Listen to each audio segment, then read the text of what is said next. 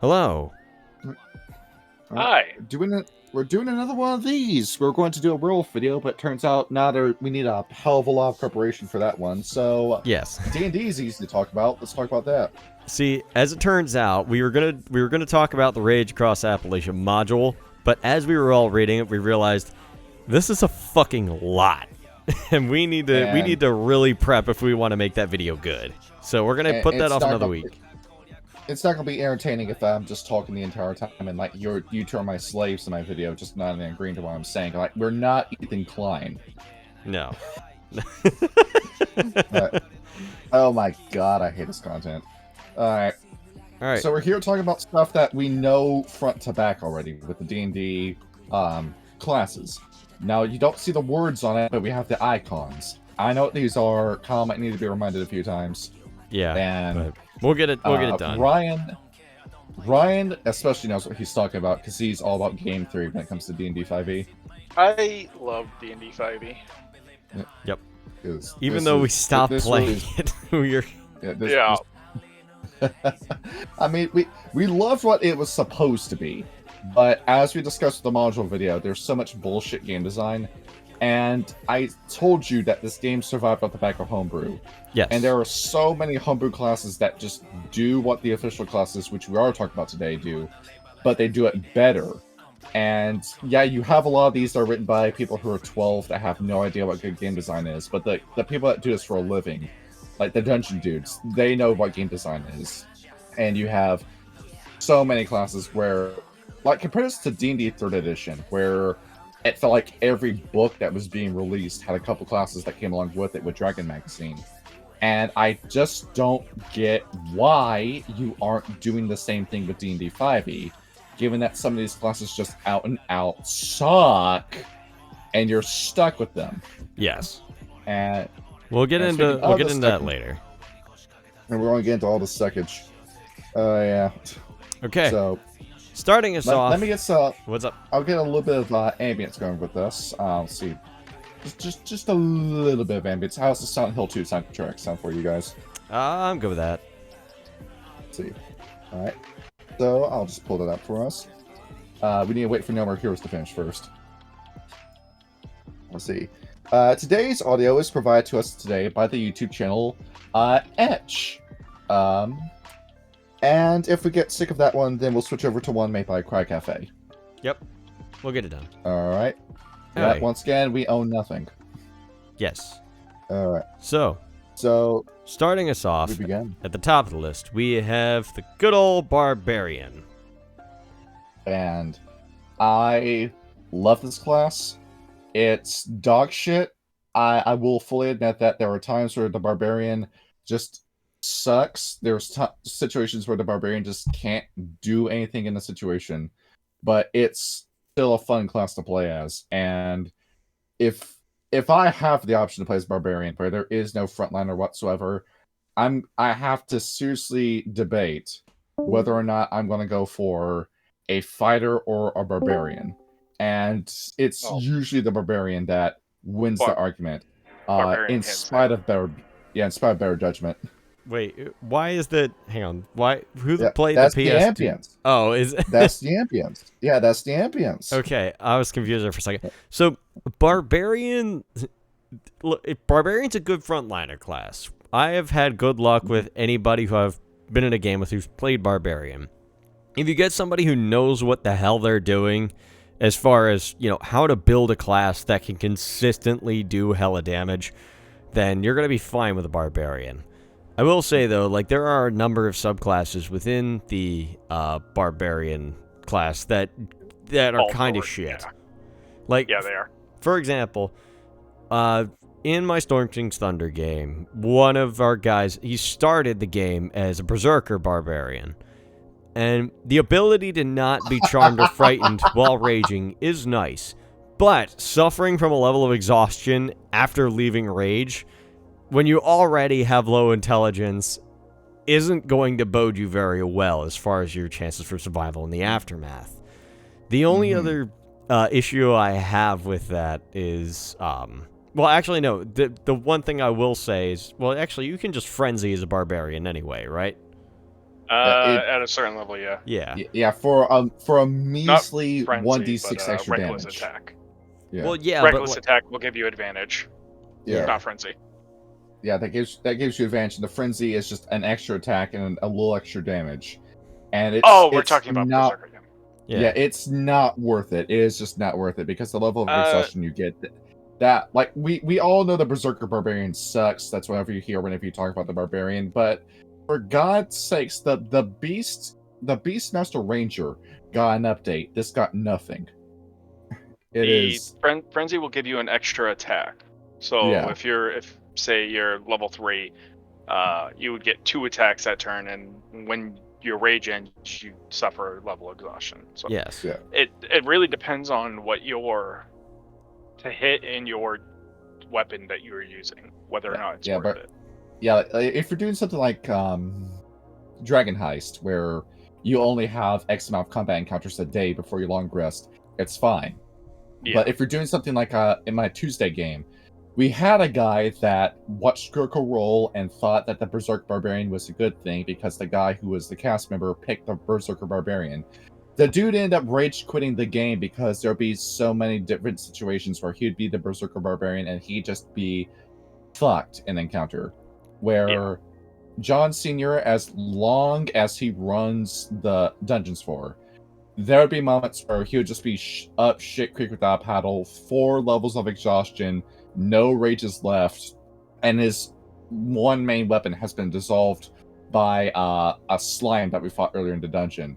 And he just rage quit after that point in the campaign, bro. There are just some campaigns and some dungeons where it's just not fun whatsoever to play the Barbarian. Yeah. You have Rage, where everybody knows that Rage is fantastic, that halves the damage that you take from piercing, slashing, and bludgeoning weapons, but in terms of magic, you have to be the bear totem if you want resistance to that. Yes. Yeah. And Which, in terms of everything else, there's no spellcasting with this whatsoever, where I love my martial classes, but when you have no cantrips and no level spells, given how many puzzles in this game depend on a magic caster to solve it, it feels like you are slamming your head against a brick wall with a Barbarian, where if your Dungeon Master doesn't let you repeat checks, there are moments where you're just fucked as the Barbarian, and the campaign can't continue. yeah.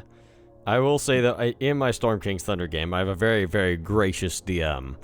And after a guy in my campaign who was playing the Barbarian realized that he'd made a mistake playing Berserker, he asked if he could change his subclass, and she said, "You can, but you're gonna fucking work for it." We literally had a whole side quest where we went into the what was the forest that all the druids live in the Savage Frontier. Yeah, the big tree with the Uthgarts. Yeah, the grandfather tree. When we ventured there, we met like a sage who could get him into contact with Mato the bear spirit, and he had to like fight Mato in single combat and win in order to receive the bear totem's blessing. And that's how that was an excellent way to change subclasses, which I will say this for any other DM, if your player wants to change subclasses, make it a part of their character arc. Make them work for it, because it'll feel so much better when you can when they work for it. It's hard to to get a DM to allow you to change a subclass, though. It really is, and it has to be organic to the situation. But if you're going to play Barbarian, play Bear Totem, or play what Myrick Fair and Tinamar, Johnny's character, was. Play Wild Magic Barbarian. That was a very fun one because there was just no downside whatsoever to the Wild Magic Barbarian, and that was the Barbarian I played Dungeon of Mad Mage with. Except when you randomly fucking explode. Yeah, that's the Wild Magic Sorcerer. The Wild Magic Barbarian has a D8 table where it's nothing but benefits. Oh, okay. I thought if you rolled a 1 on that, you explode. You don't. I'll tell you what the one on the Wild Magic Barbarian table is that you do explode, but you take no damage, everyone else around you does. That includes the party, doesn't it? Yeah, it's stay away from the Barbarian. But for me, I just kept getting the one with the plants, where you just grow plants around you and it makes everything difficult terrain. Yep. But that was the character I took into Dungeon Mad Mage from floor 18 to 23. And when you get that far into Dungeon Mad Mage, when you're doing a combat heavy campaign like that, the Barbarian is fantastic. Where I'm already a red Dragonborn, and we're fighting 8 death slots in one room that are casting Fireball. And I'm in rage, I'm standing in the middle of it, getting fireballs in my face. I only lose a fourth of my health by the end of that round, and then I just go right in and start sweeping the house with the slots. Basically. So it really is a coin toss with the Barbarian, where there's some campaigns where the Barbarian just sucks, and it's just going to suck for the entire game. But there's other games where the Barbarian is going to be fantastic from beginning to end. And if you have seen a Barbarian in combat, where I could probably name like so many other different anecdotes where a Barbarian is the one reason why you're able to get through combat in the first place. When the Barbarian does its job and does it well, it's invaluable. And there have been campaigns where I've been the Dungeon Master, and I, for the life of me, cannot down the Barbarian in combat. Where I have 6-7 enemies surrounding them, and they just will not die. So, it's terrible at puzzle solving, it's terrible at roleplay, but the combat capability is just so good, it saves it from being a terrible class, so I'm going to say it's mid. I've had some great roleplay as a Barbarian. Yeah. What the Barbarian in our Storm King's Thunder game is a fucking invaluable player. He has saved our bacon so many times. He's a primary damage dealer. And he took proficiency in intimidation and survival, which honestly makes him very good at roleplay as well. God help him if he needs to make an intelligence check. What I'm saying with roleplay is that you're choosing skills and animal handling, athletics, intimidation, nature perception, survival. There's no persuasion, there's no deception, there's no insight. And those are crucial skills in D5e, is what I'm referring to. Yes. So, we're saying that the Barbarian class is mid then? Yes. I would say high mid. Yeah. It's almost good, but there's a couple of things that hold it back. All right, moving on. The first class I ever played in 5e, the Bard. It's because you're a cum slut who can't stop flirting with the NPCs. I played Isn't that a Mayfield?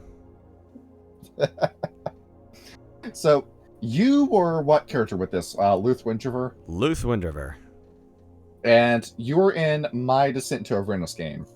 And thanks to that, the way you played your character slowly started turning that game from purely combat into more like an Undertale simulator, where you conversing and negotiating with demons resulted in some combat encounters being skipped altogether.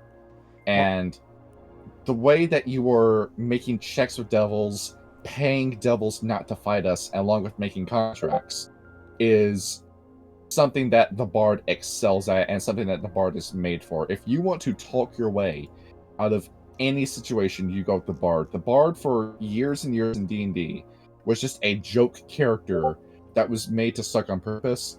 But with 5th edition, it's almost... You can debate that the Bard is the best class in the game. It's actually incredibly good. There's a whole lot of utility to it. If you need a party face, you have a Bard.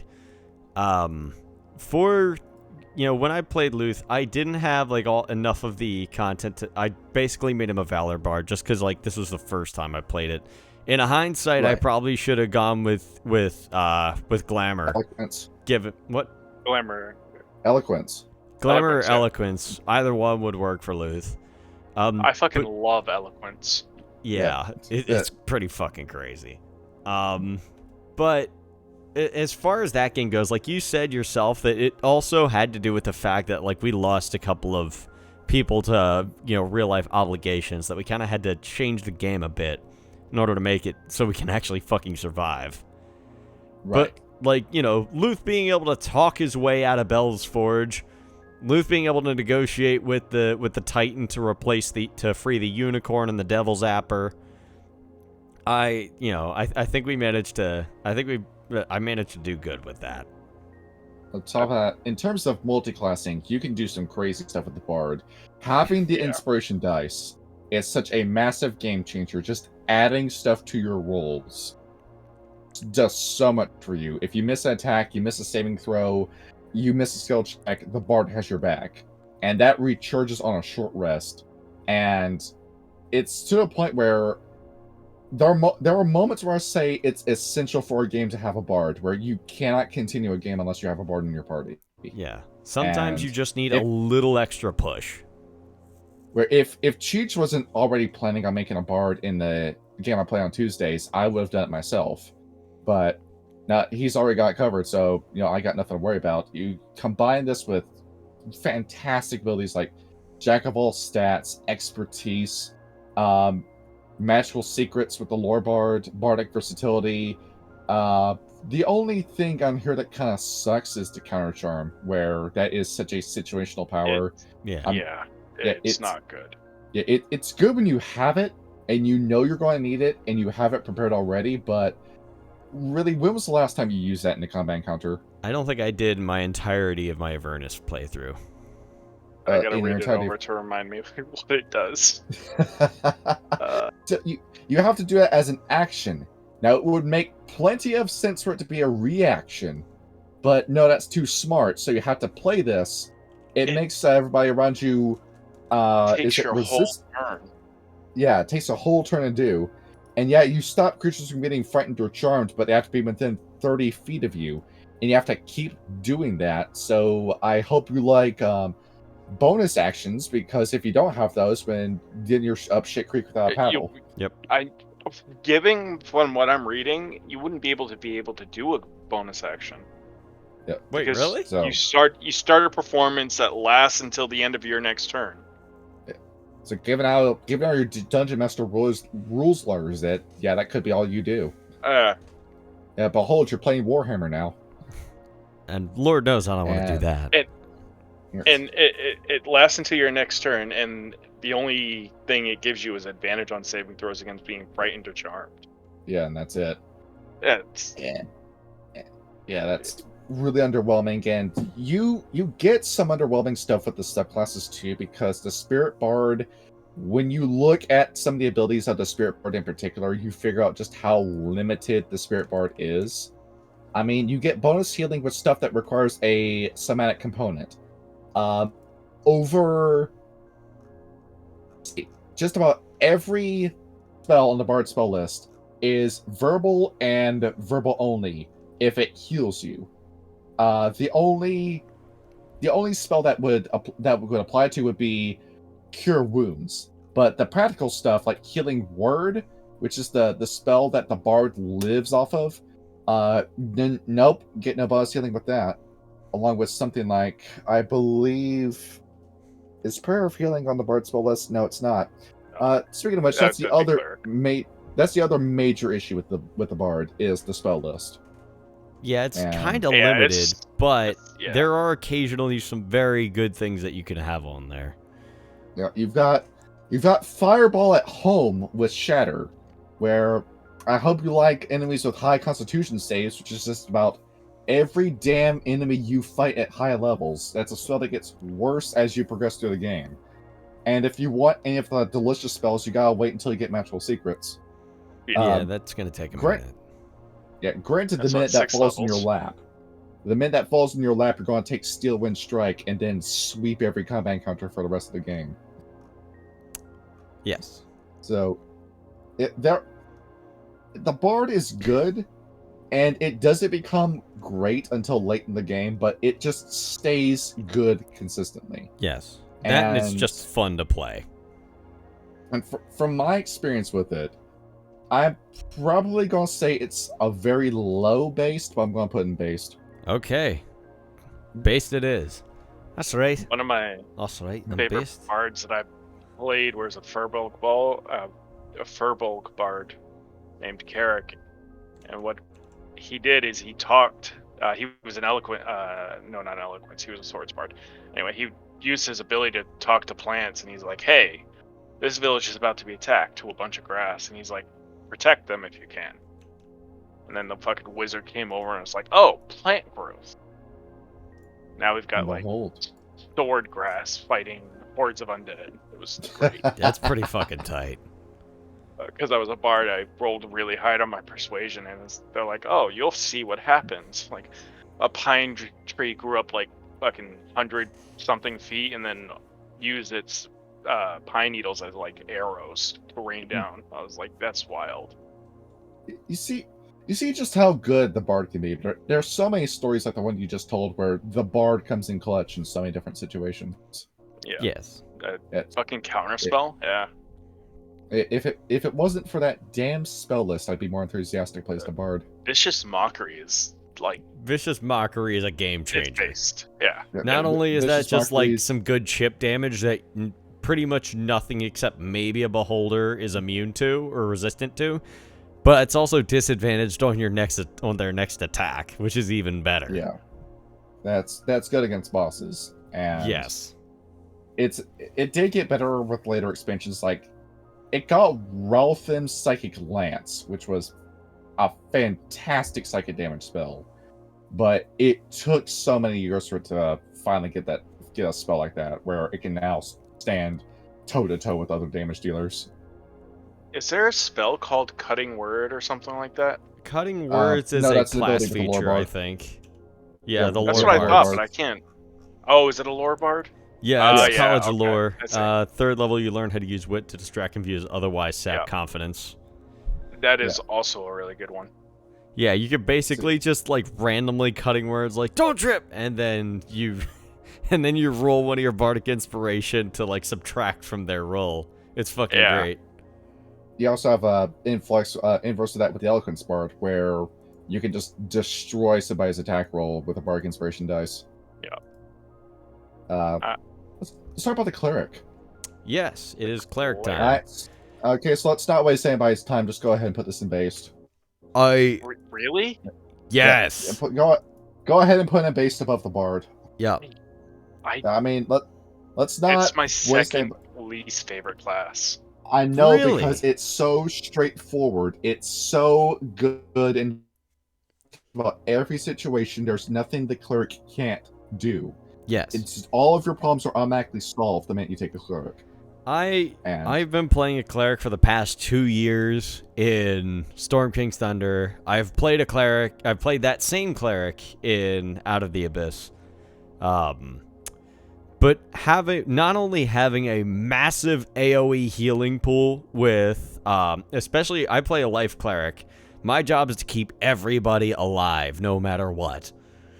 And because I just have that massive AoE healing pool with Preserve Life, and I also, later in the game, you get Turn Undead, you get Destroy Undead. I think there's an ability where you can use one of your charges of Channel Divinity in order to restore a spell slot. I don't remember what that was called. Not only that, the Cleric spell list is almost perfect. I mean, it takes a while to get some of the really good shit, but having Revivify at 3rd level, being able to just say nope to death, it's fantastic. I love this class. On top of that, Guiding Bolt is a fantastic spell. Radiant damage at 1st level and advantage on the next attack that is rolled against the creature you shot that with. Hold Person, which is debatably the best 2nd level spell in the game. Yes. Spirit Guardians, where that will fuck you up for life if you get hit with Spirit Guardians. Yes. I have never seen a combat encounter where it wasn't a good idea to use that. Along with Animate Dead, so behold that NPC died, back up. You now have a zombie following you around. Yeah. And then you get Banishment, Death Ward, Control Water, Guardian of Faith, Stone Shape, and Locate Creature at 4th level. Yeah. I will say, Death Ward is the reason that we have a Bear Totem Barbarian now. Because we all like gave him as many buffs as we could going into the fight. I cast Death Ward on him. At the very last minute, he got knocked down, came back up with 1 hit point, managed to like roll enough damage just to barely defeat Mato and got the Bear Totem. And My friend at the table was like on the verge of tears because he was literally right fucking there. And That along with is your not the Deathwork only story time I about have fucking saved people's lives. When we were in Grudhog fighting, I had one spell slot left. It was a level 3, and I was holding on to that in the very rare instance that somebody died. But our Barbarian was like right up in Guz's face, just cutting her to pieces. He got knocked down, and I managed to step up 15 feet to get everybody in the party in range, rolled max healing on Mass Healing Word, brought everybody up 12 hit points, and managed to finish the fight right there. Cleric comes in clutch in so many situations, it's not even funny. Some really good roleplay spells, too. If you're playing a game that is a long game, where there's a lot of sessions where you're just in a town, you've got spells like, say... Create food and water? Hallow is what I was about to say.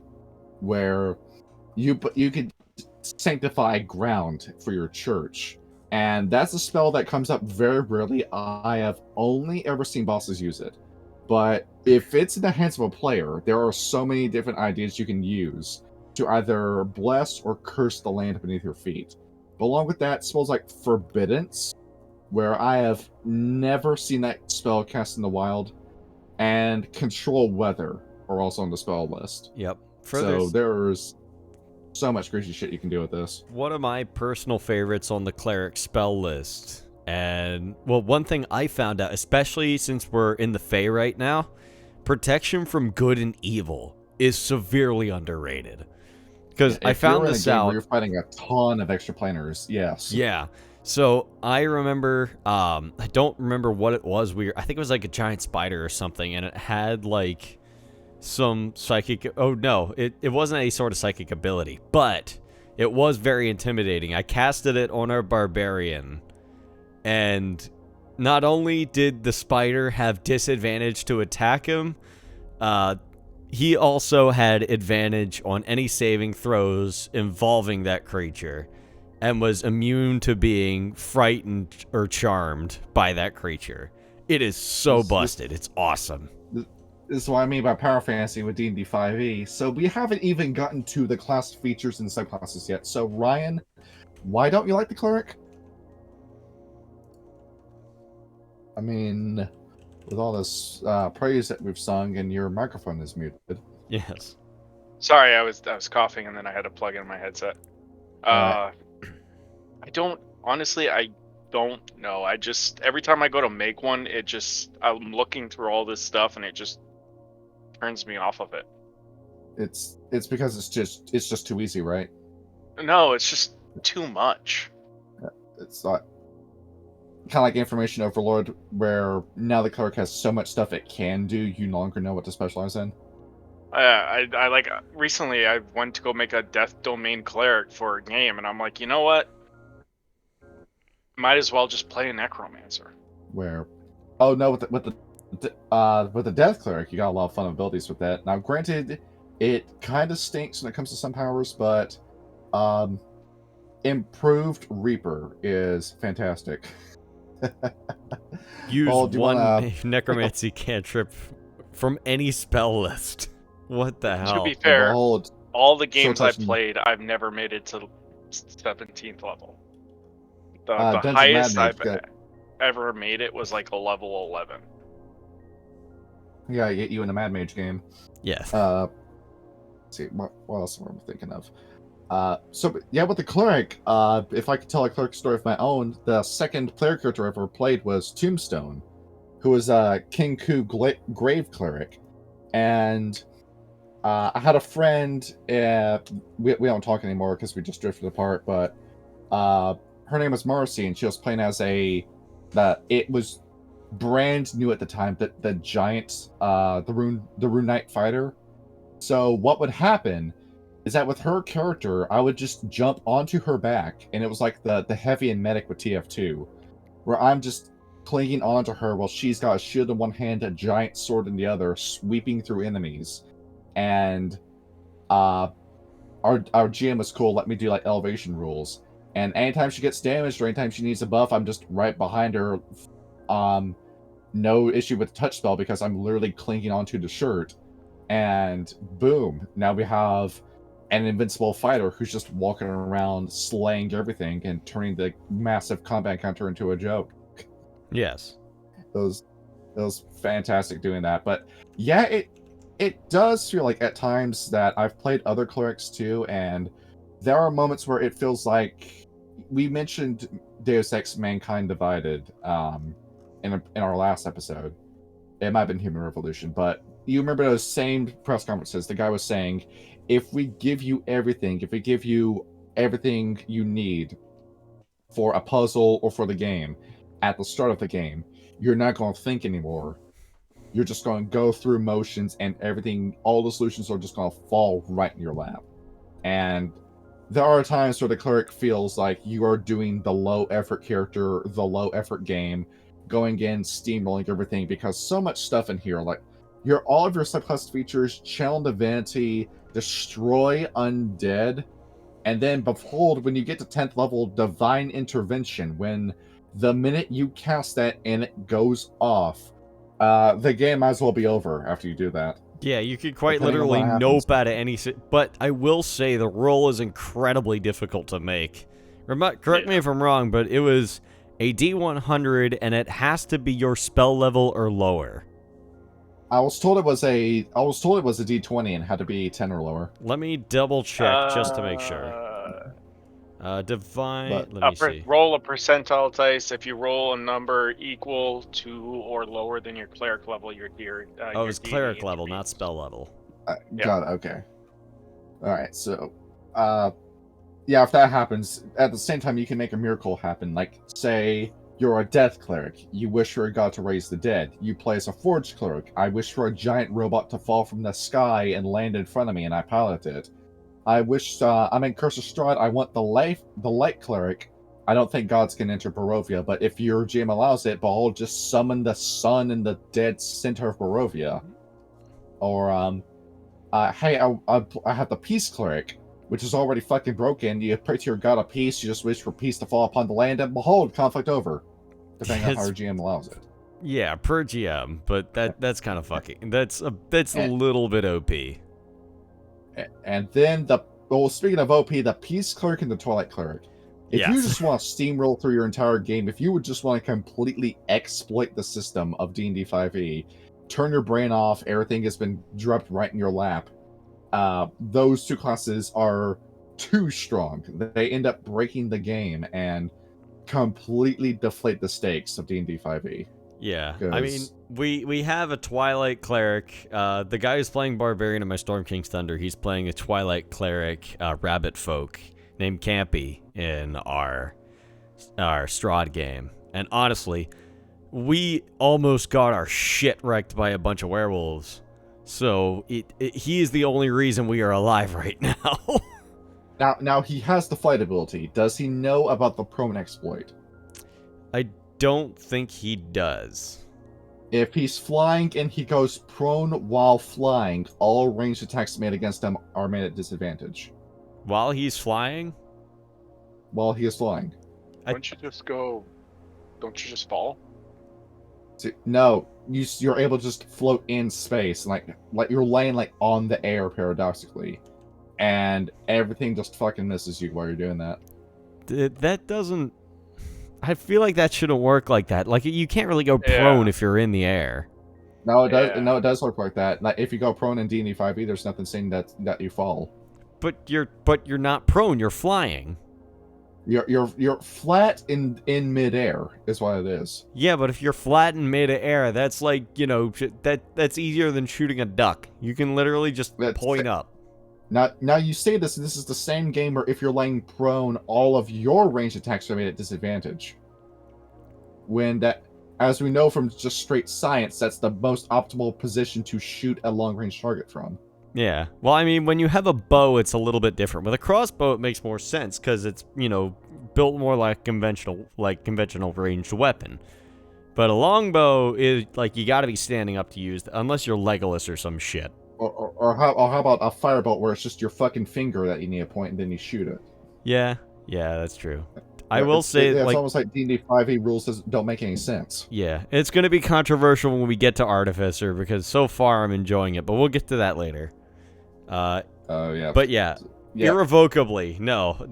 I think Cleric makes it into based. Yeah, it's too damn strong. I'll try playing another Cleric, but it's like I said, every time I go to make one, I can think of a different class to play that's better. Like inspired to get into the Cleric aspect. You like if you play a Cleric, you have to want to be that Cleric because you play these characters for a long ass time. Yeah. And if you get bored with the concept, then you're not gonna have a good time. Oh, that must be nice. Yeah. that's why I made, Colt, who's been my character forever, into a Cleric. That and I just generally like playing support classes. And all right, so moving on from that, we have the Druid. The Druid. I will never play a Druid. Okay, so the Druid in question. This is another fantastic class. This is a class that I thought was underperforming in previous editions, but it comes out here. And the Druid is fantastic depending on the game. If you're doing a full-blown dungeon crawl, then the Druid's great, but you're constantly competing with other spellcasters, where it feels like a lot of times the Druid gets its toes stepped on by the Sorcerer and the Wizard, and there's other times where the Druid is stepping on the toes of the Wizard and the Sorcerer. Yes. So, have only... One or the other. If you have a Wizard or a Sorcerer in your party already, don't do the Druid, but if nobody wants to be the spellcaster, and you know what the Druid can do, take up the Druid. I will say, though, we were talking about Tomb of Annihilation. Sorry, go ahead. I would rather play a Wizard. That's fair. Wizard, Sorcerer, Warlock. I'd rather play any of those other than Druid. Yeah. I will say, though, like, the Druid spell list is fucking immense. It is a massive fucking... a ton of spells, but Kyle, do you know the big fatal issue with the Druid? What is the issue with Druid? Look at the spell list. Look at how many of those spells are concentration spells. Go to level 1 to see how many of those are concentration. Yeah, Warcaster is required if you play as a Druid, because you need that advantage on concentration. You want to conjure animals and call lightning, guess what? You can get fucked. Yeah. Sorry. No, it's all good. And get this.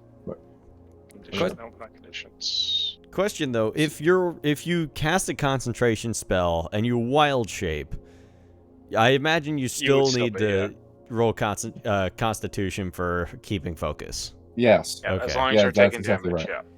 Yeah.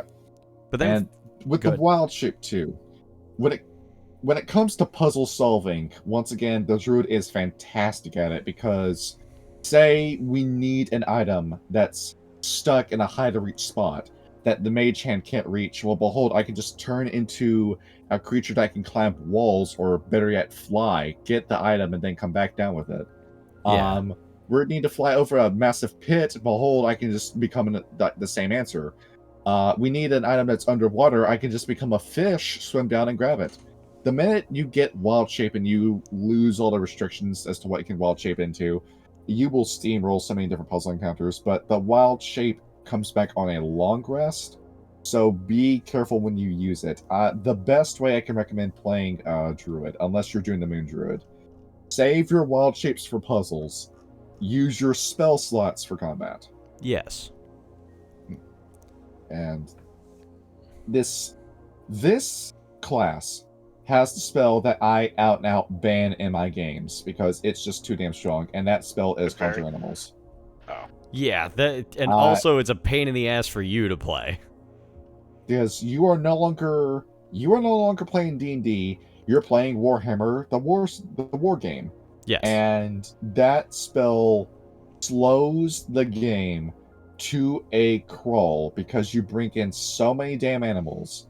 If you use it, please just do the CR2 creature and just call it a day. Yeah. You can say the same about necromancers. Exactly. That's true as well. The necromancers is out and out banned whenever I run a game. I ain't doing that shit.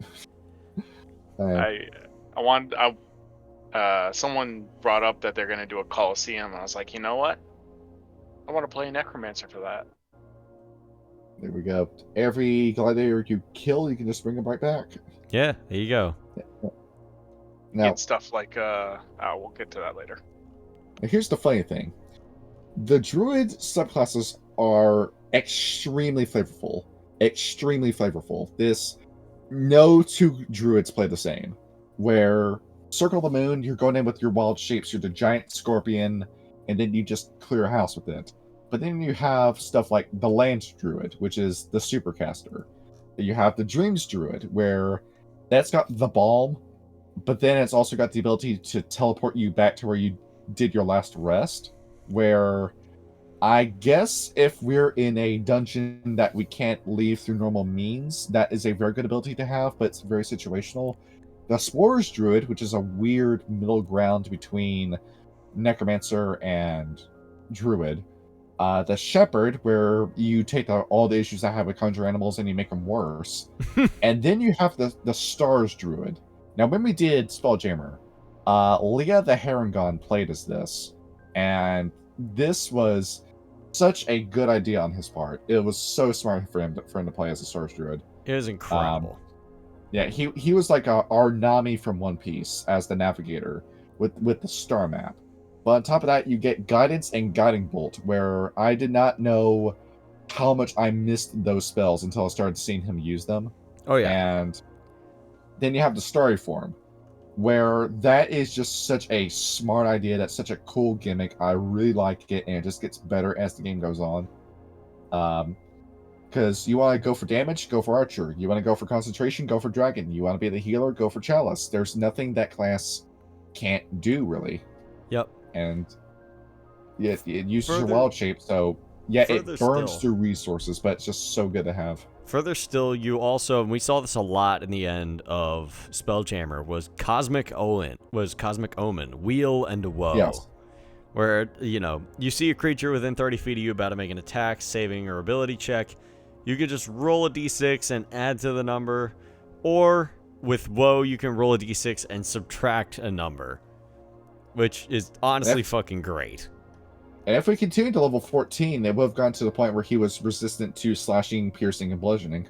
So he would have been a barbarian as well. Yeah, by that point, it's so many great class features from other classes put into the Stars Druid. It sounds like it'll be a mess, but no, it's fantastic. Yeah, it does fantastic. And in the same game where I was playing as Tombstone, we had a guy who was playing as a Wildfire Druid. And that is such a fun, flavorful game, subclass to play as. Now, in a game like Descent into Avernus or Out of the Abyss, it is going to suck because it is all fire damage. But at the same time, you want to be the Evocation Wizard with a twist, the Wildfire Druid.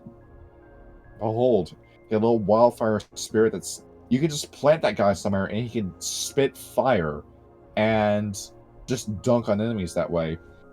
And then you have the Primeval, and it's okay. It's step on the toes of the Wildfire Druid. But, yeah. I'm struggling to think of any real detriments with the Druid besides just the issues with concentration spells. Yeah, I think the concentration spells and the fact that there are certain things that the Wizard and Warlocks can do a little bit better than the Druid, especially with, the difference in the spell sheets between them. I think Druids are good. Druids are strongly good. It's good right on the cusp of becoming based. So it's good. Just right on. It's good at everything, but it's not the best at everything. Yep. All right. So, you agree with that, Ryan? I mean, yep. I guess. Yep. I mean, we probably need to see more Druids too, because out of all the D&D classes, this is the least played. Yeah. It is kind of difficult to play, but like once you get it down, you get it down. Yeah, like less so than the Artificer dude. Mm-hmm.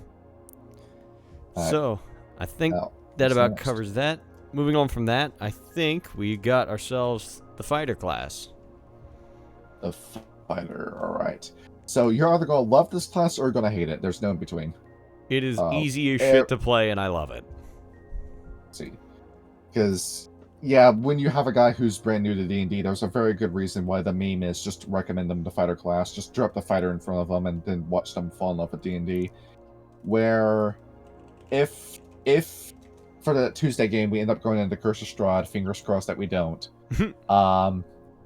An Eldritch Knight fighter is what I plan on going into that game with, and the fighter is just fantastic at combat, like the name implies. You have so many attacks. You got Second Wind. You got Action Surge, which is fantastic. You weren't there for it, but Meepian, our friend in the channel, played a rock gnome called El Masiva, where it's slightly larger than average gnome. That was the joke behind the character. Went with the champion fighter, where I was thinking, okay, this character is probably going to underperform. No, by the end of the game, that character is in Goose face, killing him in 2 turns. Yeah, El Masiva was a fucking monster. You saw that critical hit range, and yes. 18 or higher was the critical hit. Yeah, the fact that it reduced the fucking crit made it just so much better. And you will watch it steamroll. Like, it takes a long time for the champion fighter to become fantastic, but the minute it does, oh my god, the damage numbers. It felt like every other hit was a crit with that character. You also add the Battlemaster and the Cyanite on top of it, where you want some crazy stuff to happen with your attacks. Behold, we can now have your attacks deal status effects. The Eldritch Knight, where if you just want to cast Shield every time you get hit and have an armor class of, oh, I don't know, 28. You can do that. The Samurai, where behold, never miss an attack again. Cavalier holds the line like nothing else. And the Rune Knight, that's just a very fun class to play around and dick around with. And then you have the Echo Knight, where that class is so incredibly powerful because of just how poorly written the Echo Knight is. It's too strong. Yeah, has AC 14 plus your proficiency bonus, 1 hit point, and immunity to all conditions. Man, what the hell? Now we get to talk about the 2 that nobody likes, and those are the Arcane Archer, which I have never seen in my life in a game, and the Banneret, which is just infamous for being terrible. I've got a buddy that's playing a Arcane Archer. How's he doing? He's liking it. He has no issues. I mean, has poor luck rolling dice, period. So that's his only downfall. And I've played a lot. I played a Rune Knight. This is probably my 3rd most used class. Battlemaster. I played a Cavalier. Eldritch Knight was really good. I loved Rune Knight. I dabbled in Arcane Archer, but I haven't really done much in it. It's because it pigeonholes you into playing as in one typical way, in one type of way. Yeah, and I played an Echo Knight. That was pretty good. It's too good. Gunslinger is garbage. What are you talking about? Gunslinger is awesome. You were playing the revised version that I sent you. Was I? Yes.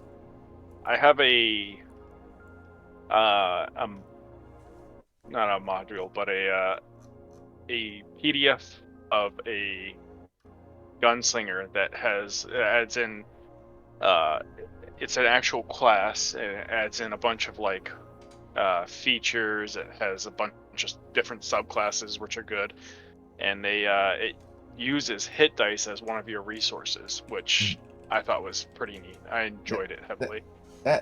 That's always something peculiar. Why are all the best homebrew subclasses for the fighter?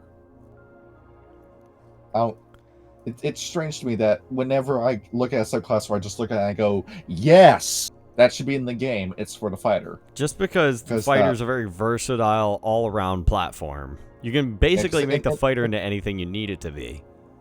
Yeah, in the Fizzbands fan book, it's not the official Fizzbands. There's a class in it called the Platinum Disciple, which is incredible. I would love to play that in an official game if I get a fighter, but Curse of Strahd, I need a high armor class, Eldritch Knight. And yeah, there's nothing that the fighter can't do in terms of combat. You pick a combat build with a martial weapon, the fighter has you covered. And they're well-rounded. It says it right there. Well-rounded Yes. special. It's along with the fighting styles too. The fighting styles. yeah. Oh my My god. God. They're so good. One thing I found out, my favorite fighting style to go with is two-weapon fighting. Because just because you can add your ability modifier to the damage of the second attack. So basically what you can do is once you get to a high enough level where you have where you get an extra attack at 5th level, you can quite literally just, you know, and especially because I'm playing a gunslinger, I can go gun and then sword, and I can do range, and I can do close. It makes you so much more versatile in combat. On top of that, with blind fighting, the monk I play as on Tuesdays, Yan. Because first of all, that one house at the start of Descent to Avernus, it's got the imps sitting at the door. Yep. Behold, blind sight, you just automatically detect those the minute you step into the door. So it solves so many puzzles just by you walking into the puzzle. But with my Shadow Monk, I cast darkness in the middle of a corridor that I have blind sight, and behold, as I dodge every attack while landing all of mine perfectly. That's fucking brilliant. I love that. It's so good to take the fighter adept feat at level 8. But at the same time, this is another one of those classes that struggles with puzzle solving, and there are moments where the fighter just doesn't have an answer for something. Because once again, no spells. And even with the Eldritch Knight, you don't have that much in terms of cantrips, because you can take cantrips, but like a measly, I think like only 2 cantrips with Eldritch Knight. Yeah, you get 2 cantrips until level 10, and then you get 3 for the rest of the game. And that's it. You want any more cantrips, you gotta take a multi-class, or you gotta take a fate for it. But yeah, there are just moments where the fighter just can't solve an issue, like the Cleric can or the Druid can. Yeah. So they're of the martial classes, they're probably one of the best. You need to heal someone? Medicine. That's check. going to prevent them from dying. It's not going to bring them back up to full health. Potions.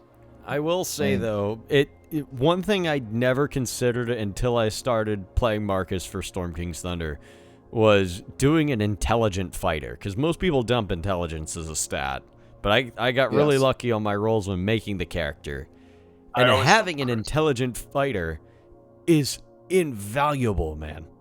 Like, there are so many more ways that I can use not only my martial skills, but also my character's general knowledge to get the upper hand in a battle. It makes it so much better.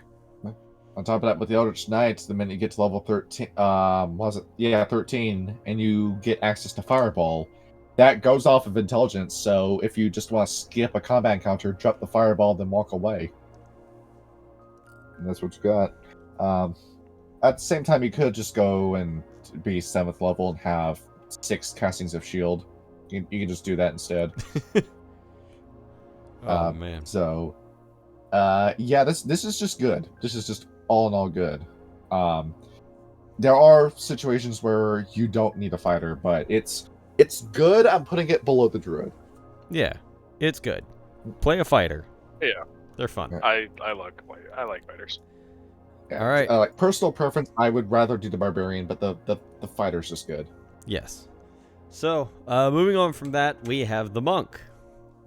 All right, put this in cringe. Class. Big cringe. Wow. I love the Monk, but I have to eat crow and admit that it is the worst class. It's one of my favorites. I disagree. Some of my favorite characters have been monks, but there are just moments where the monk just eats a dick and has no answer for it. They're decent DPS, but they just can't quite match just the sheer raw power of a barbarian or the versatility of a fighter. I understand that their attacking power is weak. The key points are weak, yes. No, not the key points. Their Martial arts martial die. die. There, it is pretty weak. I'm not gonna lie there, but like the way of the 4 elements can negate almost any resistance to bludgeoning, slashing, or what is the other one? Slashing.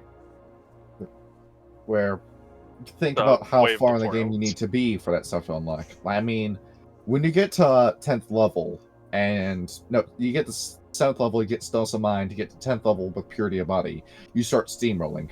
But early game is absolute hell when you play as the monk. Now, No, sorry, it was Ascendant Dragon. Ascent Not Dragon, 4 elements. where you have so much good stuff, and key points do come back on a short rest. That is a very good thing to have. But you look at everything else, the fighter is making just as many attacks as you, and is outdoing you in damage. The Not barbarian is on the not front at first. line, soaking up more damage than you can, and he's got twice the health pool that you have. This is the martial class with a D8 dice. That needs to be a D10 if it's going to keep up, because Yeah. the monk can drop so quickly. And with the rogue sneak attack, you've got the ranger, so many different ranged options along with the spellcasting. And then your last martial class, this is a bad time for me to forget it, the paladin. Dog, the paladin can't be beat when it comes to raw damage output and armor class. The monk underperforms in every category except for movement speed and consistent rolls with damage. But you start rolling like shit, or you just get unlucky with positioning. There goes both of those, and then you're just stuck in combat where you see death approaching, and you just have to cross your fingers and hope that the GM rolls poorly, or doesn't cast a save or suck spell. I don't know. I think the monk gets more attacks than the fighter especially at level 2. You Fighter get gets 2 with action surge. Monks get what? 3. For 2 turns. For 2 turns, they can do 6 attacks Oh yeah. because they get 2 key 6. points. See, That's more than the fighter's 3 attacks. We're already and talking 2 about 6 turns. attacks. Oh, Yeah. sorry. 4 attacks. That's Yeah, more 4 than the attacks. fighter's 2 attacks. Sorry, I was Yeah. thinking 5th level. Yeah, but when you equate the damage, it ends up coming out to be the same. It depends on how you roll, but yeah. Yeah, for And key points, it's like, and well, at second level, it's what it's that's a D4 for martial arts. Yeah. Right. And you have a lot of fun abilities. You have slow fall, you have evasion. Evasion has been fantastic. Where Evasion's Evasion always great. will save you. where we got sucker punched with a fireball in the Tuesday game, and I was the only guy who didn't take damage because of that. Deflect And- missiles has saved me more times than I can count. Oh, absolutely. Our GM learned to stop sending archers after me because I'll just catch the arrow and then fling them back at the enemy that way. And there is one issue, and that is every martial character gets a big bonus early game. With barbarians, it's the rage. With fighters, it's action surge. Rogue gets sneak attack. With the monk, you get stunning strike, which is an ability that is heavily nerfed compared to 3rd edition and Pathfinder, and it's an ability that gets worse as the game goes on. Now, Wizards of the Coast is convinced that this is a game breaker. It's not. Try using this on a giant, or on a construct, or on an undead, or Anything just about with busted anybody constitution's gonna make it hell to try and use. anybody who's got a Constitution save of 3 or higher. You're going to start slamming your head against a wall, trying to stun, and all of your key points are getting blown. Now, granted, when this hits, and it's up against an enemy with legendary resistances, of course they're going to resist the stun. And your spellcasters are going to start licking their chops, getting ready to cast Hold Person and Blight and all the other fun spells. But if you bomb it, where it's more likely than not that you will bomb it, given that it's going off of your Wisdom mod, yeah, it's going to be incredibly disappointing when you keep trying to land the ability that you know will save the encounter, and it just misses and misses and misses. To the point where I've stopped using Stunning Strike entirely. I just use my key points with the Shadow Monk for spells instead. Yeah, And- it's rough having like such a game changing ability have such a high cost. That and it burns a key point to do it. It's the same level of frustration as having Cat Shi in your party in Final Fantasy VII, who's the gambler class, where all of his attacks will deal completely random damage numbers. And if you luck out, behold, that boss has now got a big edge on you because you just can't kill him fast enough. I mean, that's why nobody carries Cat Shi in their party in Final Fantasy VII. Big argument me and Sean have, because I'm the one person I know that takes him into late game. But then you have fucking the subclasses, and so many of these are just out and out terrible. Like the 4 Elements Monk sucks, the Sun Soul sucks, Open Hand sucks, Kinsei sucks, Drunken Master sucks. Yeah, Drunken Master does suck. And an Astral Self is just a money pit with key points. You burn so many points and you get jack shit to show for it with the Astral Self. There are only, what, 4 playable subclasses here? That's the Ascendant Dragon, the Long Death, the Mercy, and the Shadow. That's it. Yeah. So you get your choice of 4. And they've got some flavor to it, but not that much, because the Long Death, how are they supposed to fight? I mean, the guy who's got the Long Death picture, it looks like he's a boxer, but is he? How am I supposed to fight the Long Death? The Ascendant Dragon, is that Kung Fu? Or am I doing like a XMA, like Power Ranger martial arts? The Shadow Monk, is that just strictly ninjutsu? And the Mercy Monk, which is a weird plague Dr. Monk, what the fuck does that look like when it comes to combat? I like running the Mercy Monk, to be fair. Yes.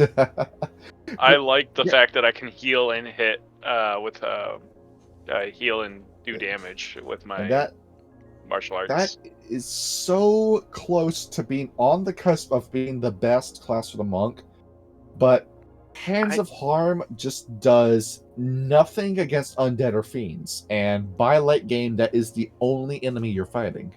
I gotta say, the best one is Descendant Dragon. Ascendant Dragon, because if you're going into Descent to Avernus and you've got elemental damage in your hands, the Ascendant Dragon will save so many different combat encounters while your fighter and Barbarian just can't. Yeah. But it also negates a lot of like resistances. So like, there's so many monsters out there that are like, oh, this can't be damaged by bludgeoning, slashing, or piercing. This you got cold damage. Turns that away, yeah. Acid, cold, fire, lightning, poison. It can be any of those. Along with that, Breath of the Dragon is good, but not great. And yeah, I do wish that was a 2d8 damage like other breath weapons. But yeah, just the great subclasses are just good. The bad subclasses are terrible, like game-ruiningly bad. Where if you pick those, you are in for a miserable time for the entirety of the monk. And I'm like, the monk already struggles in combat, but the severe lack of viability in subclasses is why I say it's cringe. Yeah. Cobalt Soul is a new one to me. I haven't seen this one before. The Sun Soul? No, Cobalt Soul. Cobalt Soul. That's the Matt Mercer one. Yeah. And your mileage really varies with whether or not your GM will let you play it. But yeah, yeah. Ryan, you got an opinion as to where this should go?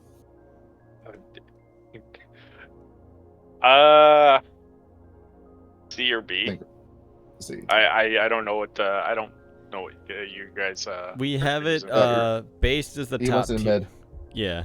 So he's saying he's putting an argument in it for mid, but I feel like there's a lot that just holds this class back. I've been considering Monk a number of times, but like I was going to like when I came back into into what was it? How am I forgetting the name of the game? You think about playing it and you get a reality check, and then you realize, oh no, this is gonna suck, and then you change to something else. Yeah, I had like a character named Archibald Hadley who I was going to play in the end of. Goodness gracious, I cannot remember the fucking game. Ghost of Saltmarsh. Ghost of Saltmarsh. There it is.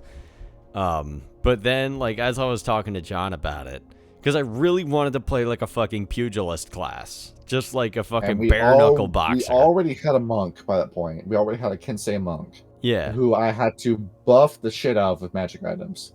Yeah, that And was Reptar, wasn't it? yeah, where I gave him so many different swords, and that's the reason why he was doing as well as he was. Yeah, and so I eventually went on and just made him a barbarian after that because, you know, I wanted to do some damage, and I realized that the barbarian would just deal damage faster and resist damage better than a monk would. And you got to use him in one combat encounter against 2 plantars. Yeah, and then I had to fucking dip for the last session, which made me kind of sad. Yeah. But oh well. If I do get into DMing 5e, I would like to do my own Ghost of Saltmarsh because I fucking love pirate fantasy. Where I after would be modifying down the to hell play. out of it. Yeah. So, do we make an argument for mid, or are we keeping it in cringe? Cringe. Sorry, Ryan. Sad but true. Yeah. To be fair, I would have put it in an S, but that's just me. Oh. Based. And granted, the reason why I enjoy playing the monk so much is because of how limited my toolkit is. I'm thinking more about how I'm going to play. I told you that me playing as Yan in this Tuesday game, that's been the most fun I've ever had with D&D because I'm having to seriously think in between turns as to what I'm going to do next. Yeah. That's part of the reason I like playing. I mean, like, yeah, the clerics. I like playing cult, but because it's a support class, I like playing support classes because, like, A, I don't roll good in combat ever, as you could probably tell. From our channel. Yeah, but B, I kind of like the idea of spell management and resource management, as well as constantly checking the condition of the party. It's like I'm playing XCOM. Anyway, moving on. What's up? Who is perfect in combat? The Paladin. Yes, the Paladin. Is my most played class. The fucking Paladin. We're at the halfway point with the lesson. I'm going to change the song now. Yeah. I considered making Colt a Paladin and then wound up making him a Cleric. Okay, so this class is based. It's going in based automatically. Yeah. And it's going right behind the Bard in terms of placement. Right. Why did it kick me out? And let's see. Was that you? Yeah, for some reason. I clicked the wrong thing. Oh, God. I was like, oh no! Slight technical issue. Don't worry about it. Okay, get the right thing in. Okay. So there we go. That's the actual thing I want to click. Okay, so yeah, the Paladin, there is just no combat encounter where I wouldn't want a Paladin on my side. I mean, you've got so much crazy shit with the Paladin.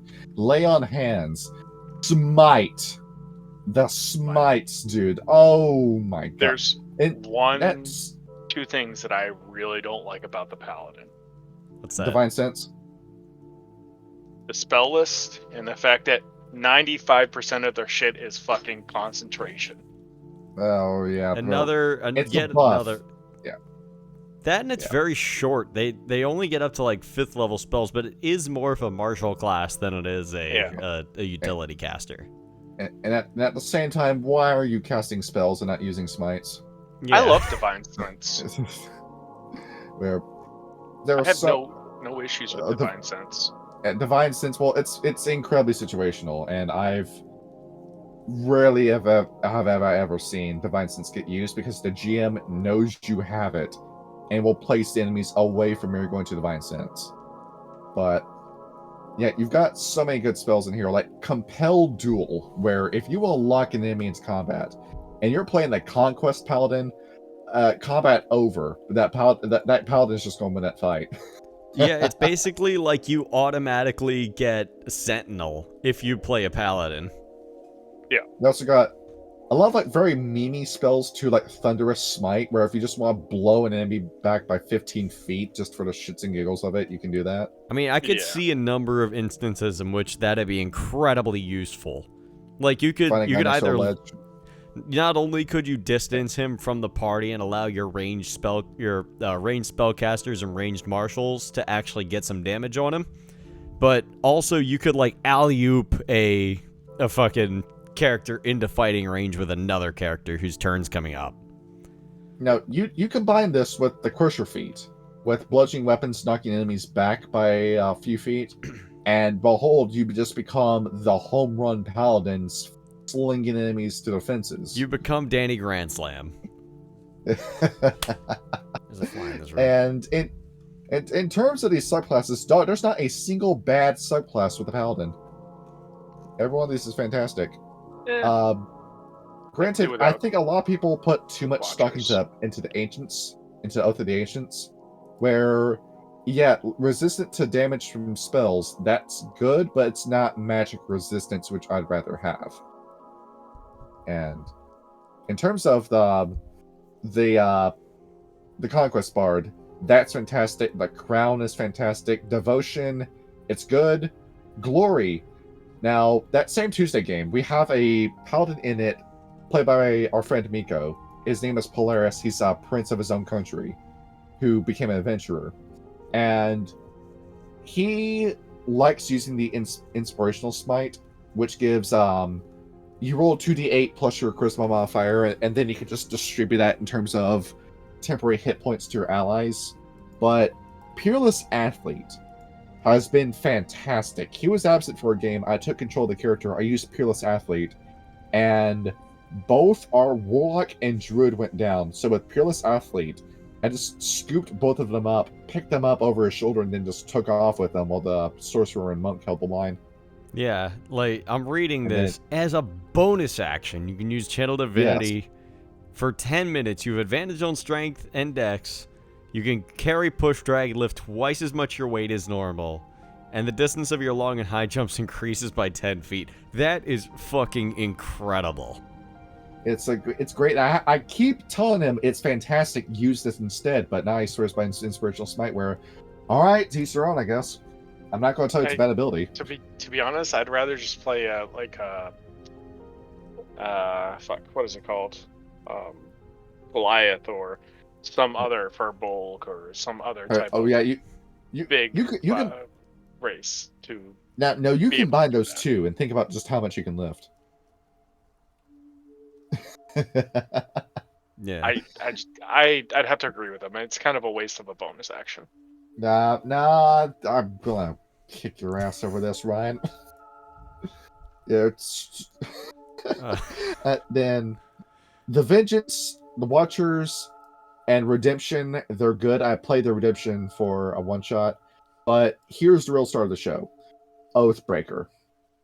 This is supposed to be a villain class, but if your GM lets you play it, this is incredible. Control undead, dude.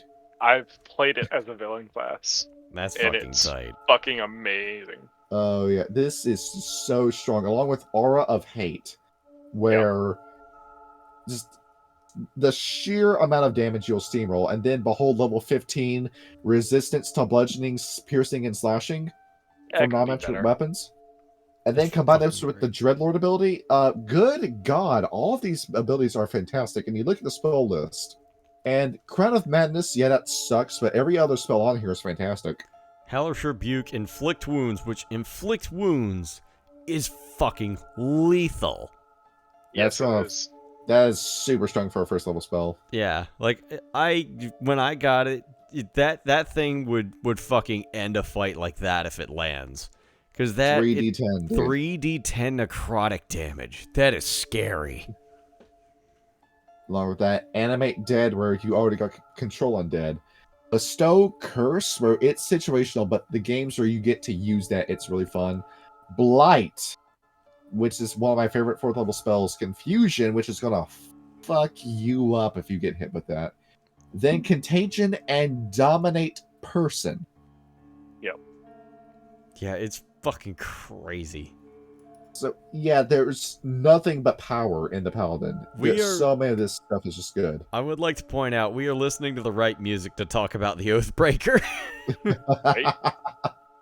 You combine this with Aura Protection and Aura of Courage, and boom, there's nothing Paladin can't do in terms of combat. And with some light spellcasting, I'm going to say it's a step above the Fighter and the Barbarian, so yeah, it earns its spot in base. Yes. Paladins are Yeah. fucking awesome. Play a paladin. Oh yeah. Who's next? The ranger? Yeah. Rogue. The Yeah, ranger. The no- ranger's next. Oh, No. I have it backwards. That's my It's all bad. good. Now it's fun that we start getting the sad sound of music when we talk about this, because I yeah, love there's the moments ranger. where you play as the ranger and you just want to curl up and cry inside, because you are the underperformer. I mean, we talked shit about the monk, but the ranger just fucking sucks, dude. Now there are some moments where it is important to have a ranger. If you're doing that game like Descent to Avernus, Out of the Abyss, and Tomb of Annihilation, you gotta have one of these with you. And for the Dungeon of Mad Mage game that I run, one of my players, I recommended him play as the ranger because we needed crowd control spells. And he played as the Beastmaster, and in terms of crowd control, the ranger is good at it, but you are spread so thin with the ranger that you need to be good at dexterity, constitution, intelligence, and wisdom with the ranger. And if you're using standard array, point buy, or if you're rolling for stats, you will underperform in something in relation to the ranger. If you're going for a strength build, it's even worse. And Yeah, it's I fucking didn't hard. feel. I played a Beastmaster in a Theros game, and I didn't feel like I was underperforming at all. yeah, because you had some moments where it was just good to have the bird with you. Yeah. And we knew it was coming too. So you're playing as a shifter, and if I remember right, it was the Beastmaster. It was the revised Beastmaster, where thankfully the Druid got some love as the games went on, and it got so many optional abilities. It got Favored Foe. It got Deft Explorer. It got Primeval. you mean like Ranger. Primal Awareness. You said And- Druid, so I got confused. Yeah. And then Martial Versatility, Nature's Veil. It got so many features just add on to it. They don't replace stuff. You can add those on along with the other features. And now the Ranger's up to snuff with everything else. But you look at the subclasses too, and the very clear winner is Natasha's Beastmaster. That's just the one to go for. But you look at the Hunter, and the Hunter is garbage. That is a terrible subclass. I had to talk Kyle off the ledge of playing as a Hunter. Yeah. I was thinking about that when I was playing Darrow in Rime of the Frost Icewind Dale. Maiden. Yeah, Rime of the Frost Yeah. Maiden. I don't remember who tell I you, chose dude, instead. You are making a mistake with the Hunter. Yeah. You picked the Fey Wanderer instead, where the Fey Wanderer is fantastic. Yeah, the Fey Wander is Where- actually pretty fun. I will say though, John was trying to convince me to play Gloomstalker when I started Spelljammer with Marcus, but honestly, Gloomstalker, there isn't much that Gloomstalker can do that Rogue can't do better. I mean, like, You're yeah, right. some I mean, of the spells are That's why you actually see nice, a but multi-class. yeah. I mean, Umbral Sight is cool. Dread Ambusher is cool. Disguise Self is occasionally useful. I don't know much about Rope Trick though. No, you combine that with Assassin Rogue, and you've got something incredible. And Rope Trick, that's Liam and Tiny Hut by the name. Except it's in the air. Yes. Yeah. But so there's and I honestly between that I prefer Horizon Walker. If for just sheer damage, at 3rd level you get protection from good and evil, you get Misty Step at 5th level. Detect Portal is incredibly situational. you did it. You found the portal. Congratulations, Smuckhead. You did it. Planar Warrior, however, that's just like a nice little extra sprinkling of damage on you. Because you can convert, if somebody's like immune to piercing or slashing damage, you could just convert all of that into force damage and they take the full brunt of it. I And you might don't have get to some waste your- slack And for you this. take an extra d8 force damage from the attack. So that's 2 extra. You were And saying- then, what's up? You're saying, Ryan? I might get some slack for this, but I like Hunter and Monster Slayer over Gloomstalker and Horizon Now Walker. Monster Really? Slayer's cool. There are Yeah. some moments where Monster Slayer comes in and it shines, but you need to know what the campaign is going to be. Like you kind of have to cheat with your knowledge in order to make success with the Monster Slayer. In my Spelljammer game, I was Monster Slayer. Yeah, because you have to be up against spellcasting NPCs in order to really shine with it. Now, thankfully, with Spelljammer, there's no shortage of spellcasters. But Yeah. if you're in a game like, say, for example, Princess of the Apocalypse, you're going to be that's already a tough game. The Monster Slayer will do you no favors in it. I will like And- to. I don't know. I feel like the hunter could be good. Like I know It's- you keep trying to talk me out of it, but especially at 7th level when you get defensive tactics, having multi-attack defense, you get +4 AC to all subsequent attacks made by that creature for the rest of the turn. At that level, when a lot of the foes you'll face will have multi-attack, that will save you. There are moments where the ranger is good, but you are struggling for so much of the game when you play as the ranger. So I can't put this in anything else other than mid. Yeah, it's mid. I want it to be good. I really want the ranger to have more good shit, but it just isn't quite there. Pick Warden's not bad either. Yeah. Where Ryan, you did fantastic playing as Gale in Artheros game. Yeah, But- Gale was cool. It had more to do with you being a smart player than the class itself. Yeah. To be fair, it not so much that I was a smart player, it's more that we had a whole bunch of frontliners that didn't let anyone get through. Yeah. And I was just in the back popping them off. Yeah, and And you were the one. You were the kill stealer for the most of the game. Yeah, my bird would come in and fucking help people, and then fly away. And then you combine that with your poisoner's kit, and then boom. Yeah, you were good to go.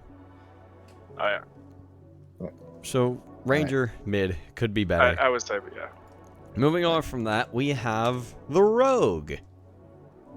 Which is a class that I want to say is good, but there's some issues with it.